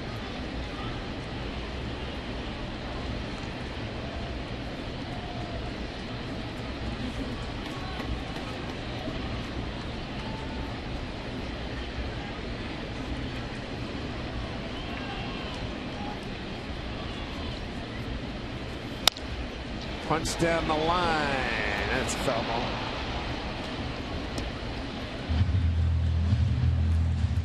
I can't say enough about the job Lloyd has done. I mean, and his coaching staff. He's worked his staff pretty hard this summer. Yeah, I think, and that was a prerequisite coming in. And look at we were looking at a box score the other day. The turnover, say, just going back to late May, and how many guys have changed? How many guys have been come and gone off of that roster? Now the starters on Sunday's game, and in that lineup that we were looking at in May, there were only 3 of them still in the lineup.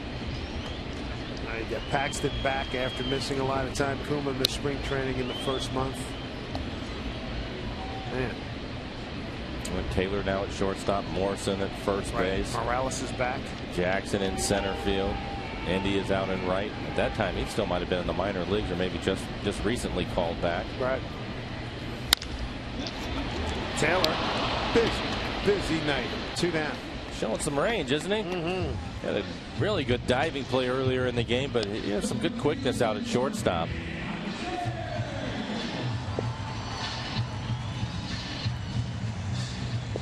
Lighting Sound Transit to the game is a steal.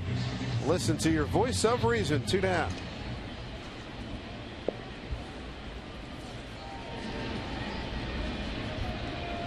Torrey Hunter.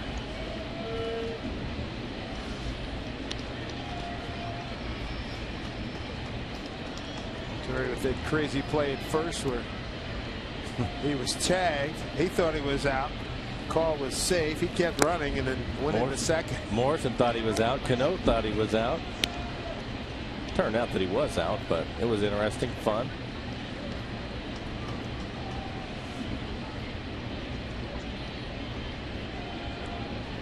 Two 2-0 to Touring Hunter.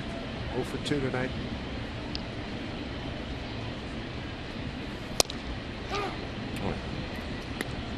I'm starting to throw a lot of strikes, and this next pitch will be 90, so that's the most that he's thrown in a game since coming back from his rehab.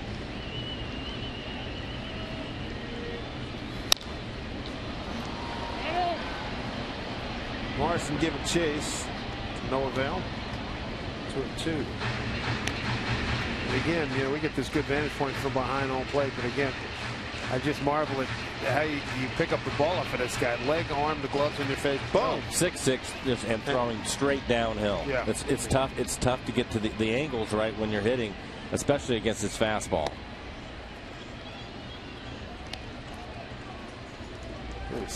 He has such an advantage there. He uses it so well.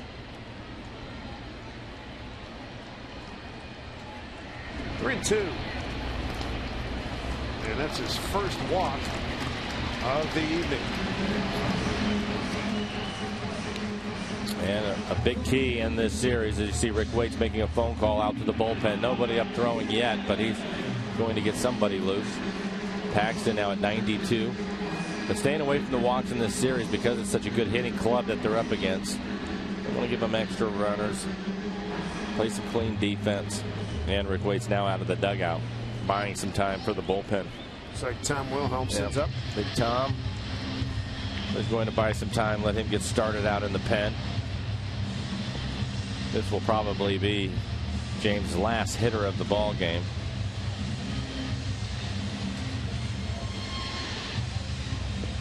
Well, again, just joining us, Paxton coming back to this ball club. Floyd said, and so many others, and it's quite accurate. It's like getting a free agent acquisition. Floyd said Paxton can be the glue to our rotation. I think this kid has greatness written all over him. He just has to stay healthy. He's got that overhead thing like Kershaw. He's got that angle. You just can't find the ball. No, and I think tonight is a really good example of that as Tom continues to work in a hurry out in the pen. But I think tonight's a good example of that. I'll be curious to hear what Lloyd thinks after the game. But for me, I still don't think he's as sharp as he's going to be or as we have seen him. But yet, against the #1 hitting team in the American League, 5 hits, 1 run as he's working here in the 6th inning. It gives you an idea of how good he is. When he starts to dial in his curveball and able to throw his changeup when he wants to, he's awfully tough, and we've seen him at his best. Throws that one away into the stands. I tried to step off. A step off move, so Torrey will go all the way around to third. That'll be an E1. I was talking about it earlier in the ball game, Dave. Move at first, being average, maybe a little below average, and I don't think he was trying to pick him off, just trying to keep him closer.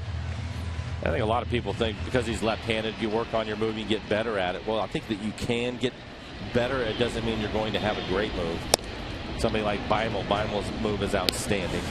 And I think most left-handers that have a good move to first, regardless of how hard you work on it, they're typically not power pitchers. And I think for pitching coaches, you don't want to take that away from them. Because you have to, the biggest key to it is you have to be able to kind of hang in the air, lift that leg up and hang with a little pause, and you don't want to take that away from him. You want him throwing the ball with his best stuff to home plate. So although I think he can get better at it, I don't think he's ever going to have a great move. The only guy I could really think of is that had a good move, a really good move as a left-hander, and threw the ball firm was probably Andy Pettit. Andy was what, in the low 90s? Right. But he was throwing more cutters. He wasn't a power pitcher like James, who's 95 to 97 miles an hour. And I don't think you want to mess around with that. Foul off during this generation. That was a preeminent move. Oh, yeah. I mean, not even close. If you got a little left-hander at home, you want to show them those types of Pettit. Borderline cutting corners, too. Well, the longer you're in the league and the bigger your reputation, the more you'll get away with it. No doubt about it. He earned it. Yes, he did.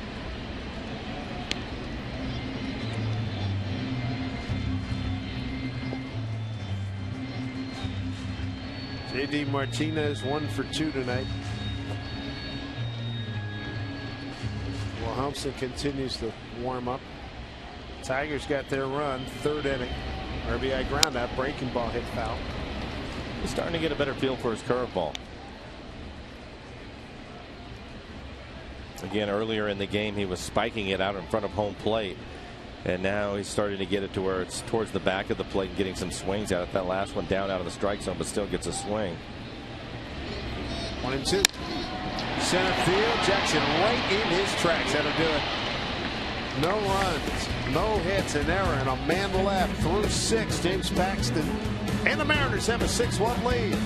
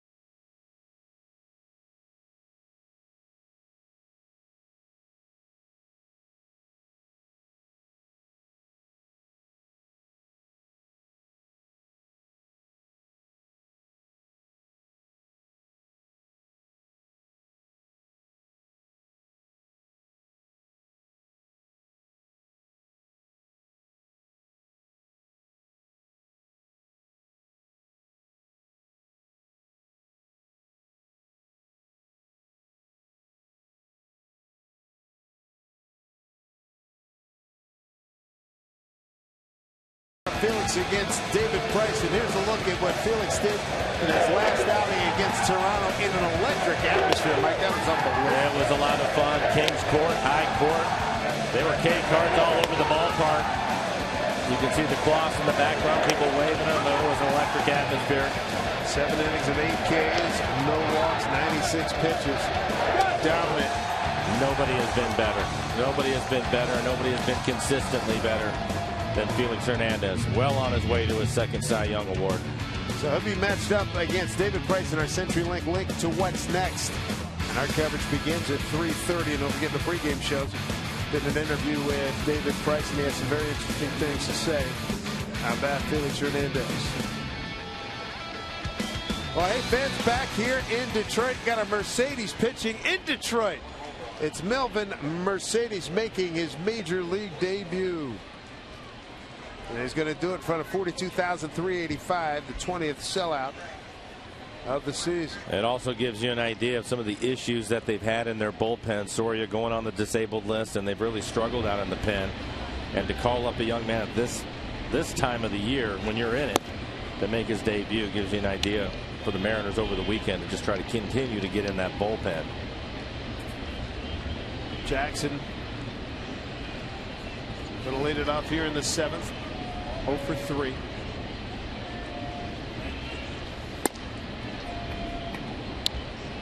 Two-0 from Mercedes. For Rick Porcello on the evening. 6 innings, 10 hits, 6 runs, 5 of them earned. Did not walk anybody. I thought he threw the ball well. But the Mariners were able to get to him. 3 strikeouts, 100 pitches, 66 of those for strikes. 2nd inning is the inning that hurt for Porcello. Leadoff single by Seager. Then he hit a batter in Zunino. And 3 straight base hits, and the Mariners ended up with an early 3-0 lead. I'm disappointed his walk-in song did not include the strains of "Oh Lord, Won't You Buy Me a Mercedes-Benz." Thank you, Janis Joplin. They may get to that one. Again, his major league debut day. Got to put a nice little twist on it. You got to put a little sprinkle on top there. You got to play that. Will Austin in good shape. 3-1 count for him.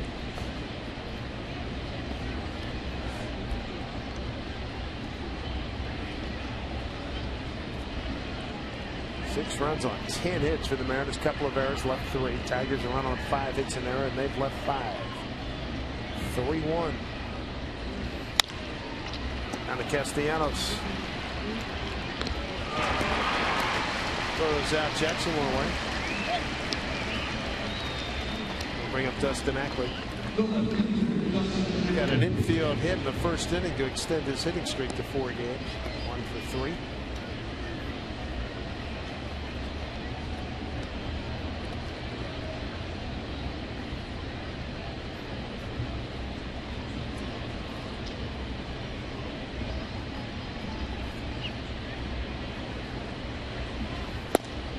Mercedes, big kid. 6'3", 250, 23 years old, out of El Sabo in the Dominican Republic. Non-drafted free agent. Signee by the Tigers March of 08.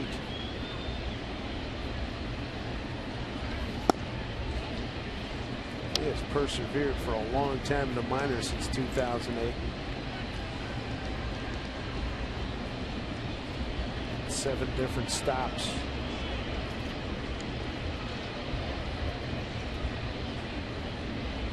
What a 1 to Ackley. Center field backing up Davis. Pretty good run. And he makes a play in that spacious left center field. Mariners return home on Monday the 25th to face the Rangers and continue their hunt for the postseason. What's more, fans can pick up select $10 view level seats as part of BECU Family Night. So get your tickets. Log on to Mariners.com for those tickets.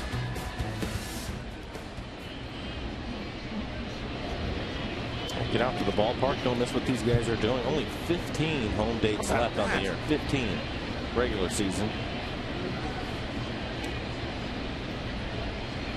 Here's Cano. Having a good night. 2 for 3 with a home run. Has scored a couple of runs. Mariners looking at that schedule.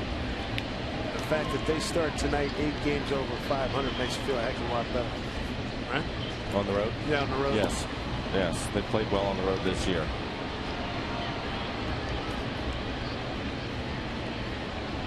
Yeah, 15 home games, 27 games, including this one on the road. Wow.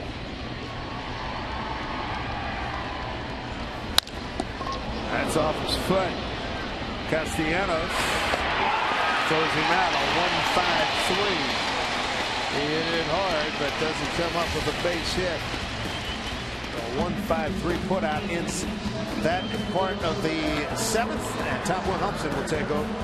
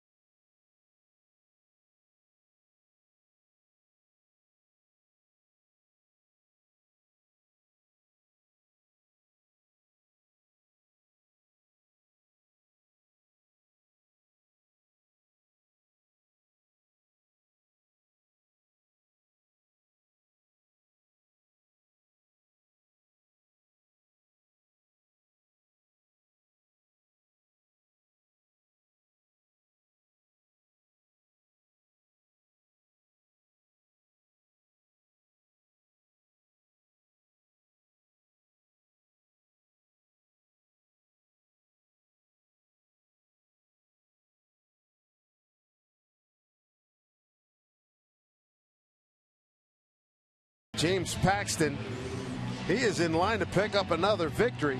He was outstanding tonight. He had 2 strikeouts, 1 walk.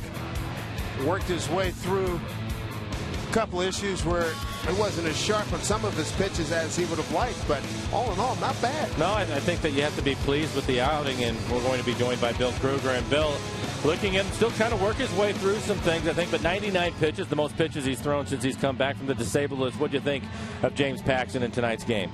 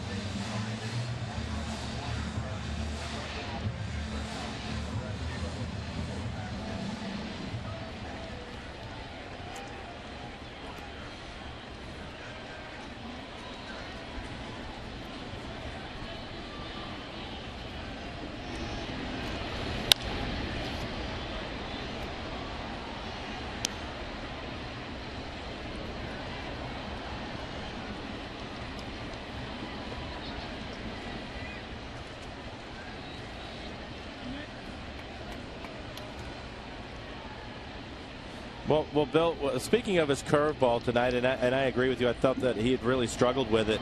It turned out to be an impressive outing anyway, but on his curveball, is it something that he's just overthrowing it right now, or does he still just have to work on getting a better feel for it?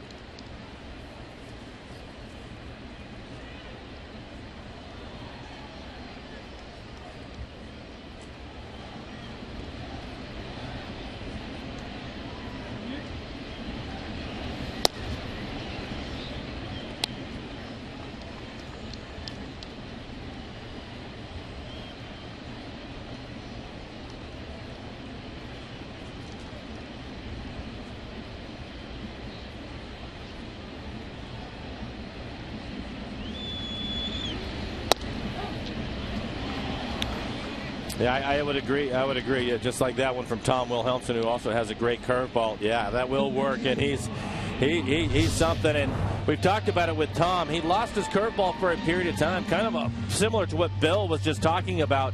But this year, his curveball is back, and he's been so fastball and then the curveball to go with it, and now he can mix in a changeup and a cutter and a slider. He's just awfully tough as you look at his numbers. Opponents hitting just 167 against him. Best bullpen in baseball.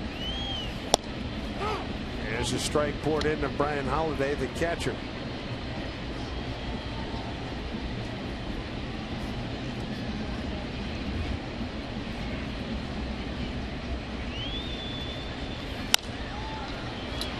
Playable for Morrison.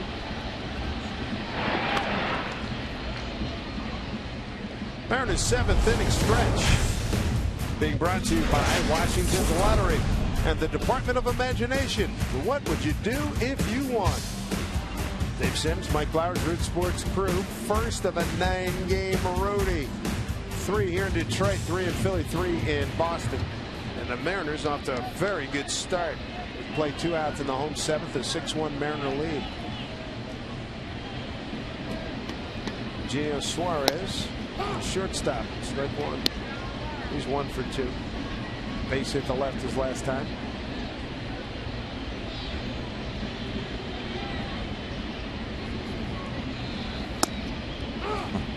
Just pounding the strike zone. With everything now. Again, when Tom was closing, he was a fastball curveball. And he lost his curveball, and so he had to figure out some other pitches to throw. Now he throws the cutter, and he'll mix in a changeup to the left-handers. And now his curveball is back, awfully tough. And of course, he's always had the good fastball. That one at 96 miles an hour. Lloyd calls Wilhelmsen and glued to the bullpen. Is he getting go long for you? Started again. And boy, he just sets it up for the rest of those power arms. Going to get the last 6 outs. Breaking ball, strike 3 called. What an inning for Big Tom. Wow. 1, 2, 3 in the 7th. Have a seat. 6-1 Mariners.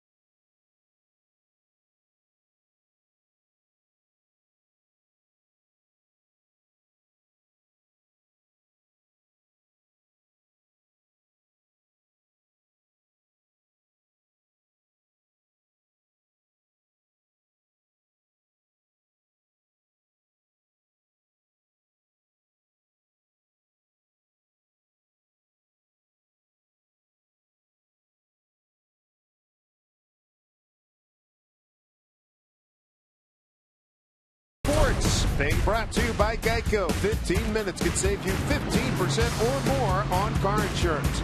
And by Money Tree, proud to make a donation to Mariners Care for every Mariners win. Getting a good look at the Dream Cruise, Woodward Avenue. If you particularly like those muscle cars, the GTOs and 442s from the late 60s, plenty of those out there as well. With Morales hitting, the Tigers put the shift on again. Melvin Mercedes in his major league debut. Mercedes pitched a 1-2-3 seventh in relief of Rick Porcello. Dominic Leone getting ready. Take a little luxury, just run them out, right? Guys come out. Exactly.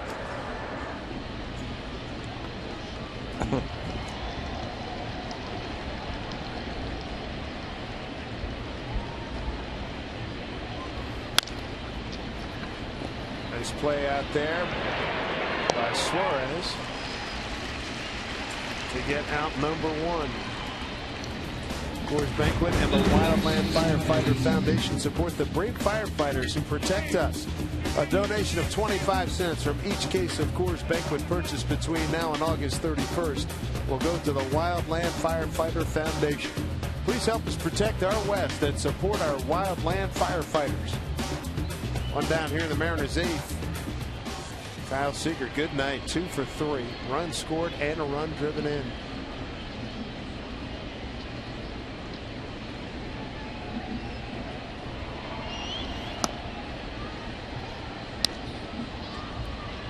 Want to know to Kyle?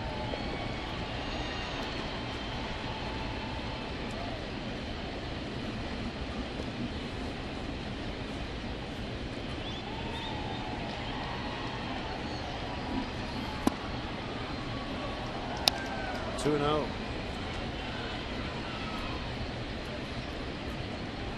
Mariners trying to make it 5 consecutive wins. Trying to go 11 games over 500. And on the road, it would get them to 9 games over 500.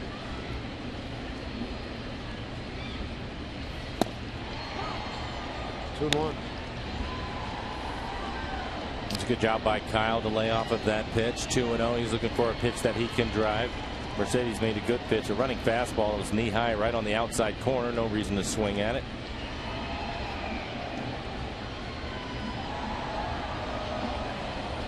So many times you get into that 2-0-3-1 count. You know that you're going to get a fastball, and you see so many hitters that are going to swing. Really, it doesn't matter where it's at and get themselves out. Good discipline by Kyle.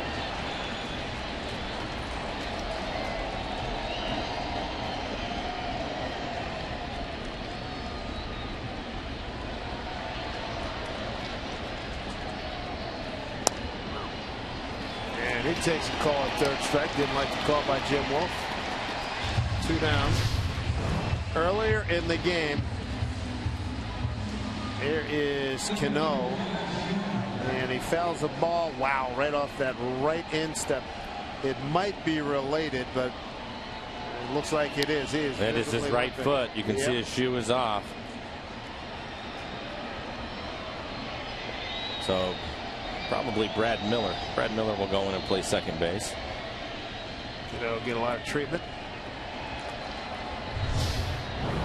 Hopefully he'll be able to play tomorrow. At worst, play again on Sunday. Strike one to Zunino, who's 0 for 2.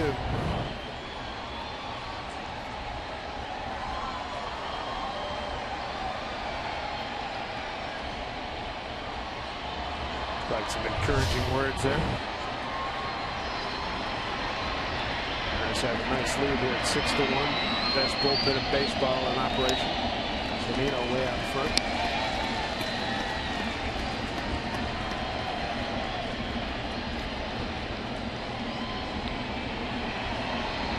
Well, you were talking about he's so important to this club. Get him out of the game early if you need to. Get some treatment and get him ready to go. Don't let that thing swell up on him to the point where you miss up for 3 or 4 days. Ooh. 1-2.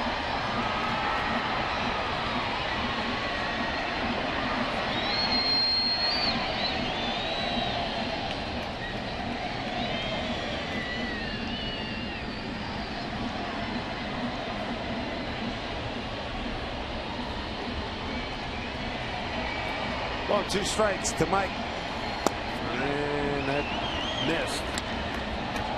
Ball 2.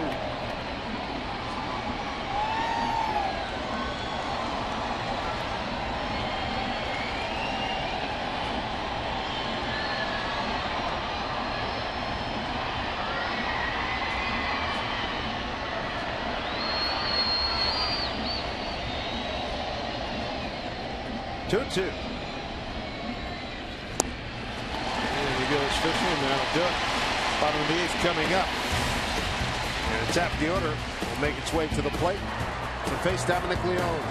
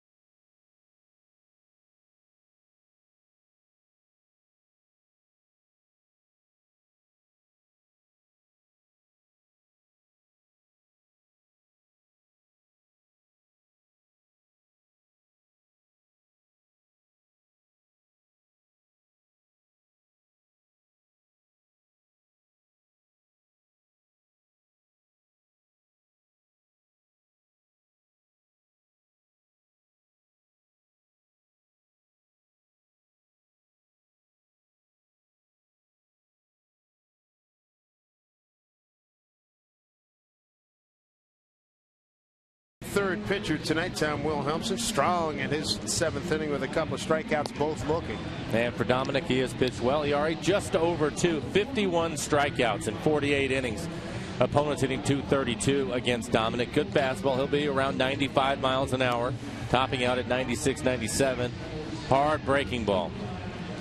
The right fielder, James Jones. Going to spell Indy Chavez. And with Cano out of the ballgame, Brad Miller will take over at second base.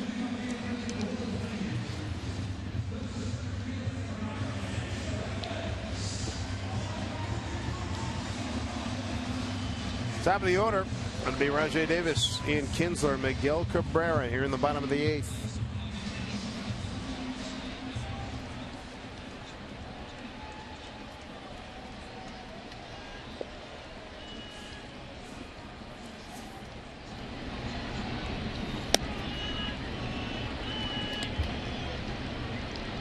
Davis 1 for 1 against Leone. He's only faced 4 active Tigers.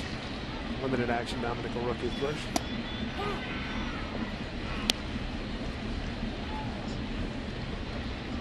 Davis tonight with a triple. A run scored back in the 3rd inning. Triple to right. Easy hop to Kyle Seager. I'm down. Catch a great weekend of baseball as Felix Robinson and the Mariners take on the Nationals and their young stars Bryce Harper and Steven Strasburg. It's a rare interleague matchup at Safeco Field. It kicks off Friday, August 29th. Get your tickets right now, Mariners.com. You're mentioning Tom and thinking about the bullpen. We've talked about it all the time, just the amount of arms, quality arms that they have out there. But they do some things I think that is the real separator for them. One, they always come in and throw strikes. They don't walk anybody. And typically they're quality strikes. They're not just throwing the ball down the middle. And it's to a man out in that pen. 8 guys out there, and that's typically what you see. It's a dynamite 8, man. Well, totally dynamite. Mm-hmm.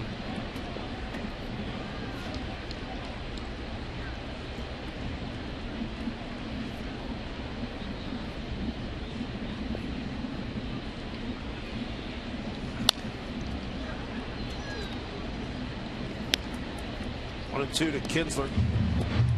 3 ground outs, picked up an RBI in the second one.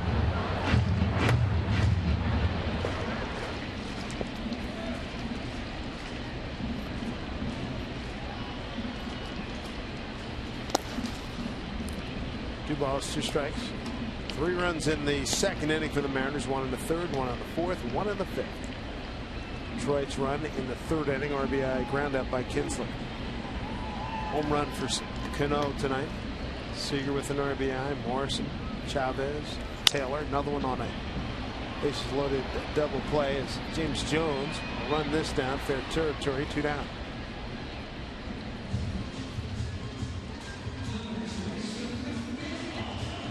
And they bring up Miguel Cabrera.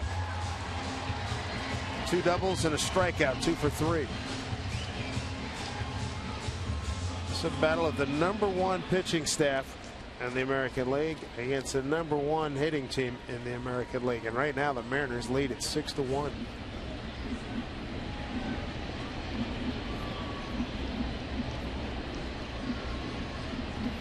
Well, the #1 hitting team, but the Mariners have been able to hold them down to just 5 hits. Cabrera with 2 of them, both doubles.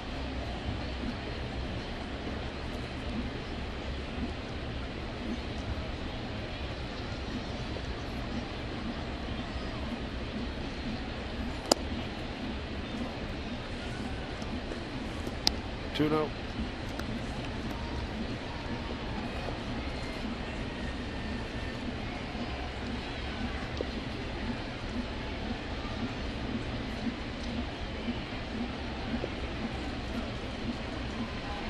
Straight away and deep for Cabrera. 2-1.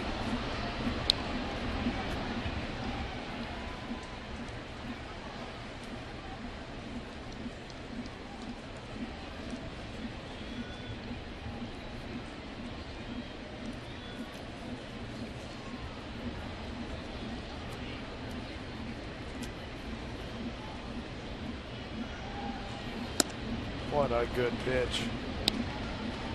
2-2. He was behind 2-0. Now he's got Miguel Cabrera 2-2. Yeah, that looked like it was the cut fastball, 92 miles an hour.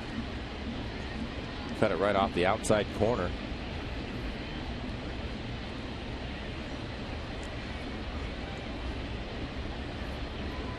Two and two, 2 out, nobody on. Count is run full.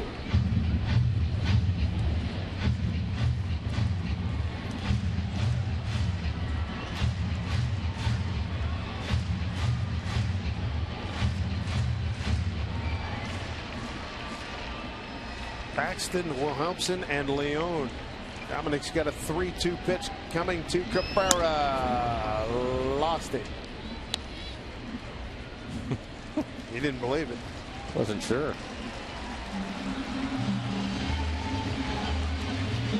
Two out. They'll bring up Victor Martinez.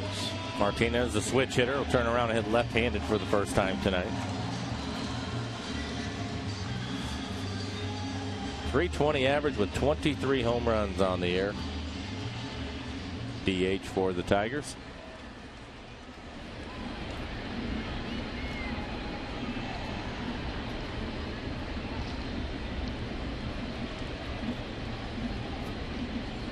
Brad Miller out in short right field. A shift for Martinez. Swing and a miss.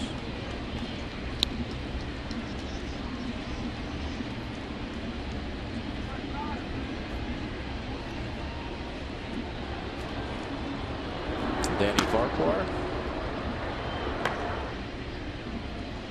Another one of the power arms for the Mariners.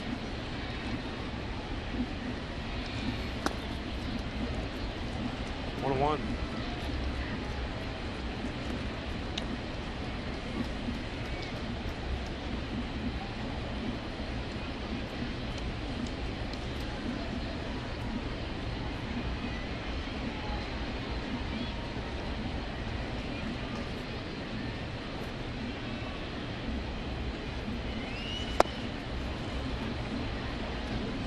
Dominic at the edge here at 1-2.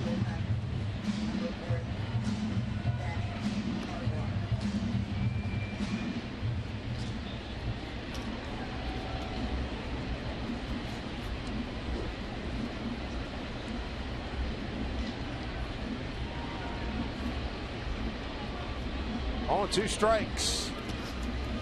And that gets away. And that will be a wild pitch. Getting down to second is Cabrera. Count goes to 2-2.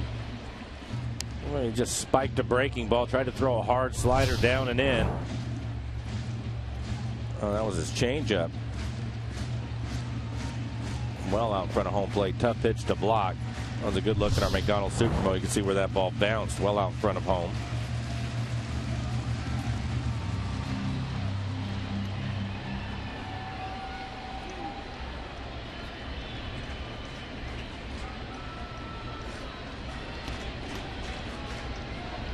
Runner at second, a 2-2 count here to Martinez. Leon delivers. Fouled off.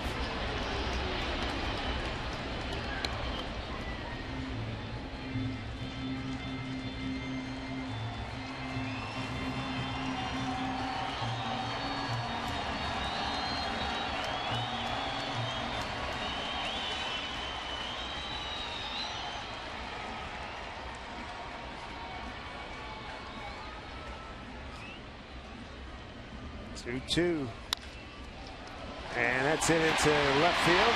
Cabrera coming around, he'll score. Ackley gets it back in. Victor Martinez drives in the Tigers' second run. Victor's 73rd run batted in.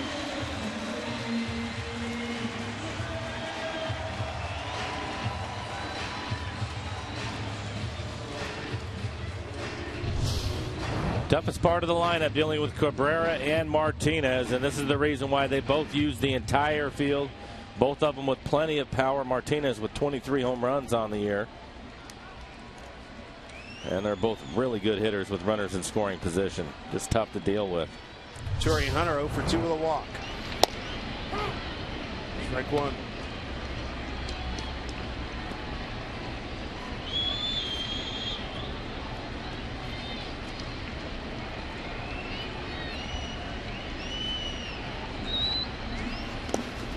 Holding badly. Martinez will hold. 0-2.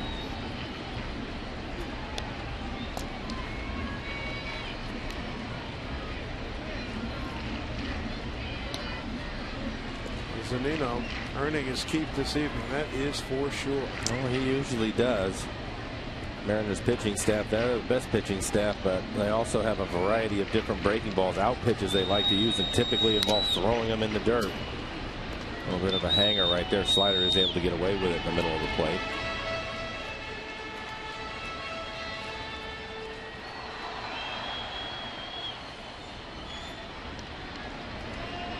For Dominic, 23 pitches in the inning. A lot of pitches for him.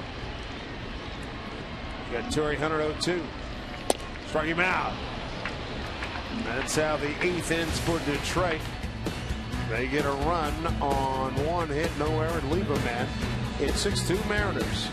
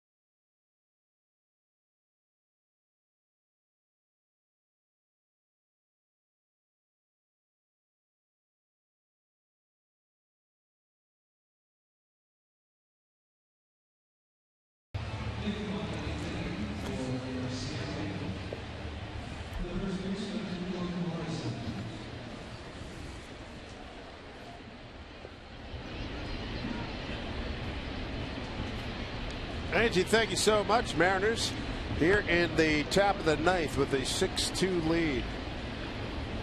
Ian Kroll takes over. Came over from Washington in the Doug Fister trade in December of last year. And for Kroll on the year, he's pitched quite a bit for the Tigers. 44 appearances now, 4.65 ERA, 25 strikeouts in the 31 innings that he has worked. High batting average against at .302, and he's given up 6 home runs this year. Bottom third of the order. Homo to the shortstop. High throw. And plenty of time. Cabrera with the tag. And there's one away. We'll bring up Brad Miller. Brad, look at his first at bat of the evening. Had to go play second base. Looked as if Robinson Cano fouled the ball off of his foot and had to leave the game.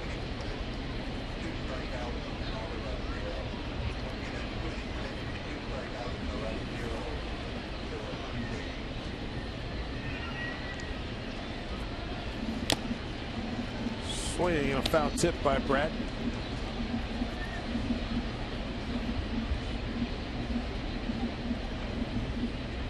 Kroll, originally a 7th round draft pick of the Athletics back in '09.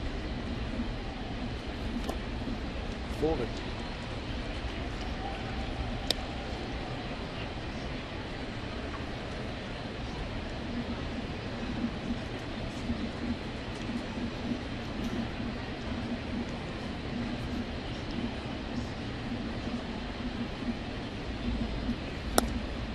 Breaking ball misses. Ball 1-1-2.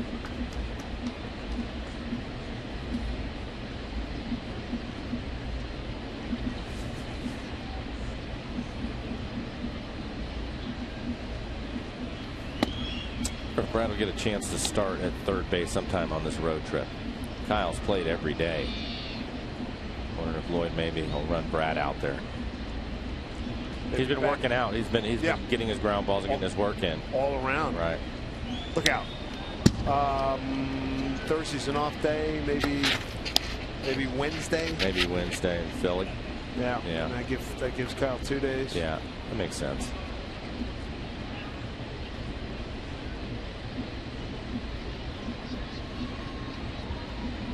Watching Brad play some third in spring training. 3-2. Hit hard down the line. Stays fair into the corner. Brad digging hard.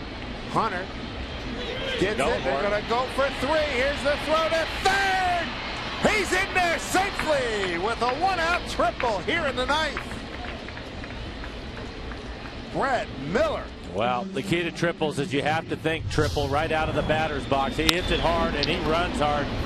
He didn't even think about staying at second base. He was thinking 3 all the way, and that's the reason why he ended up with a triple. You can see he didn't even pick up the third base coach. He made up his mind, and he was going to go for it, and he gets in there with a head-first slide. Third triple of the season.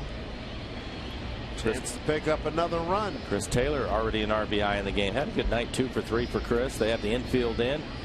Chance to pick up another RBI.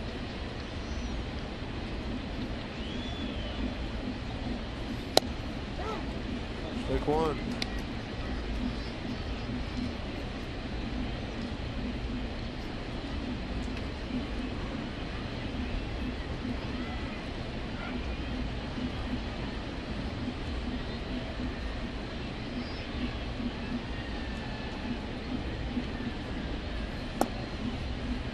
We're 1.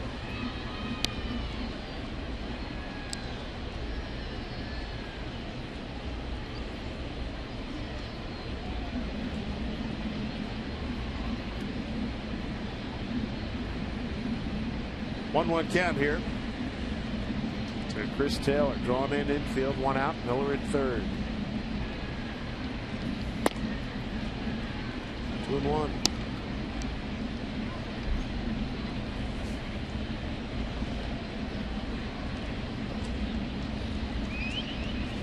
Miller tripled the Mariners' first hit since the 5th inning. Kyle Seager RBI single to right.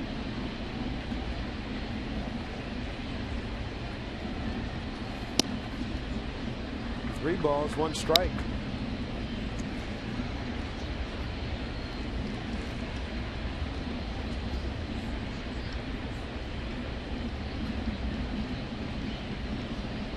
See if he can get a pitch up in the zone, something that he can hit in the air.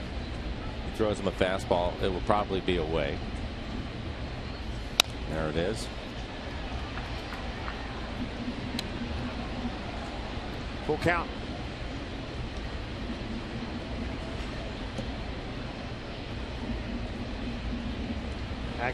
Action Jackson, they called him here for many years. Austin Jackson on deck.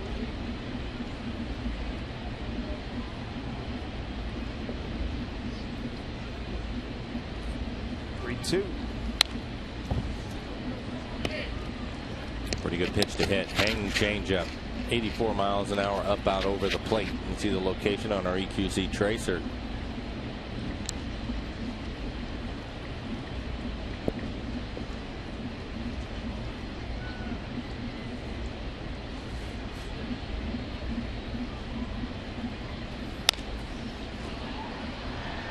Good battle.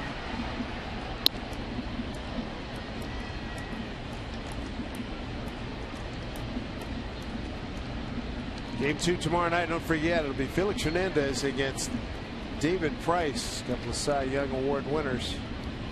Two of the best in the game. Head to head for the first time.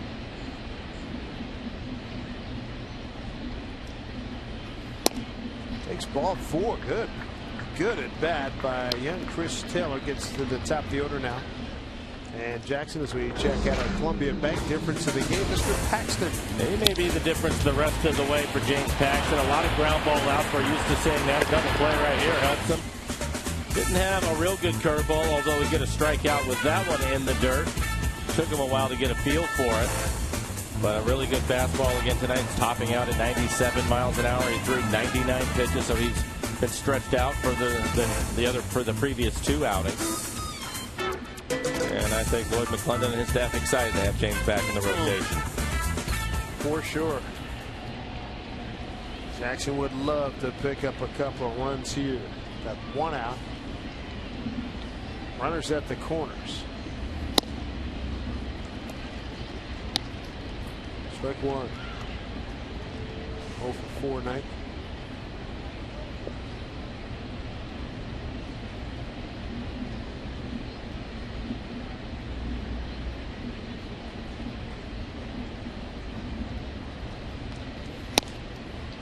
Right after. And just thrown 2 fastballs at 92 miles an hour behind that last one right at the top of the strike zone.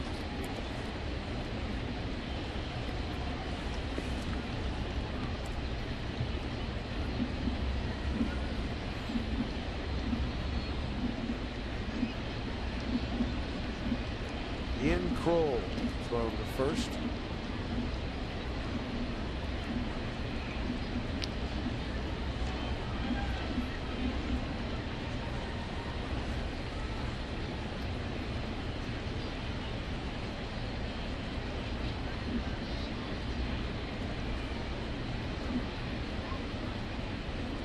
Takes off.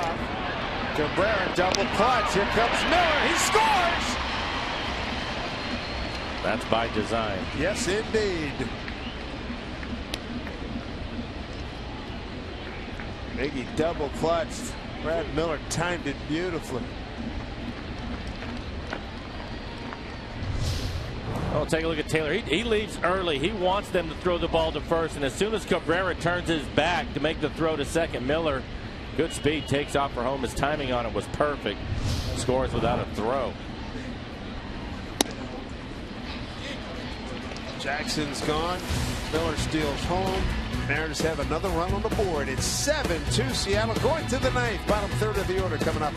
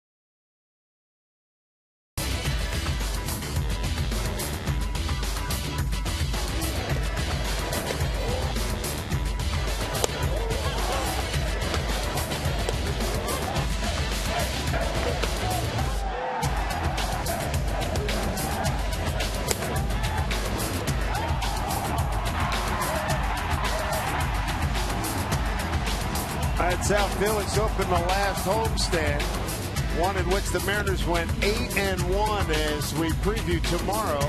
What a matchup. Our CenturyLink link to what's next. Felix against David Price. First time they will square off against each other. Get your popcorn now. This place is going to be loud tomorrow, I would suspect. Tigers running Price out there, and of course Felix. Everybody in the country aware of what he's doing. For the Mariners, Danny Farquhar is going to take over. His 49th appearance on the year, 2.66 ERA, 57 strikeouts and 50 2/3. Only 15 walks on the year. Opponent's hitting .226. Good fastball, right around 95 miles an hour. Cutter about 90. Whew, look at the road split. Yeah, they haven't hit him at all. He threw one of the best curveballs at the end of the homestand that I've seen. Just no chance. Oh, that was in the 7th the other day, right? Let's see. Left-handed hitter. Jose Reyes. Yes, Jose Reyes. on a 1-2 pitch in the inning. Wow. Yeah, Charlie had come in and walked the guy, and then he came in and got Reyes. Yeah, that was. That pitch and the Medina pitch and 2 pitches out of the bullpen. When he buckled the hitter, the right-handed hitter. Unreal. Yeah. Ahead 0-2 here. J.D. Martinez, Nick Castellanos, and Brian Holiday here in the 9th inning.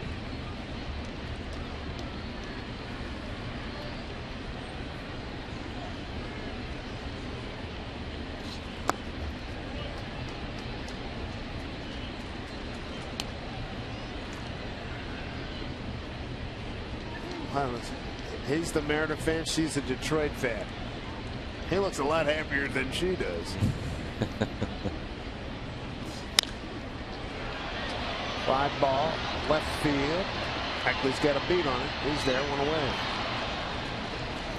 1 down here in the 9th. Catch a new episode of Mariners All Access this Sunday at 1:30. Get exclusive player interviews, behind-the-scenes footage, and Mariners stories you can't find anywhere else. If you missed Sunday's episode, tune in for re-airs throughout the week on Root Sports. For your local programming schedule, visit rootsports.com. 1 away. Bottom 9. Mariners lead 7-2. A lot of Mariner fans here. A whole row. Got to be Ackley friends and family. They have been here from the very early beginning of BP.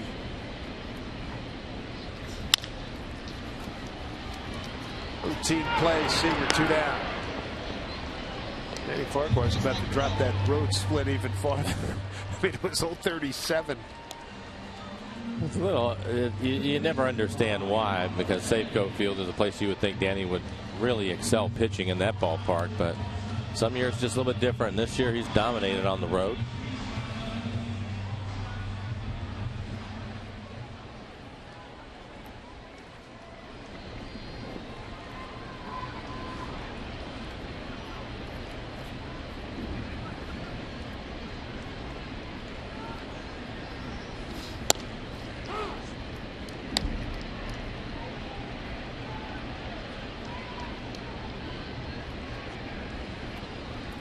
First pitch strike to Holiday. Strike 2. Strike away, putting this in the books. And Danny's a rapid fire machine. He's ready to go. 2 outs, nobody on. Big lead, 7-2. The 0-2 pitch. Got him. Ball game is over, and your Seattle Mariners win this one 7-2. Their 5-game winning streak moves on now. How about this? 11 games over 500, 9 on the road. 3 out of 4 for Detroit. And the 13th game allowing 3 or fewer runs in a contest as James Paxton goes to 6-0 in his career, 3-0 for this season. What a fabulous night for the Mariners to start this road trip. 7-2 final. Back with more in a moment.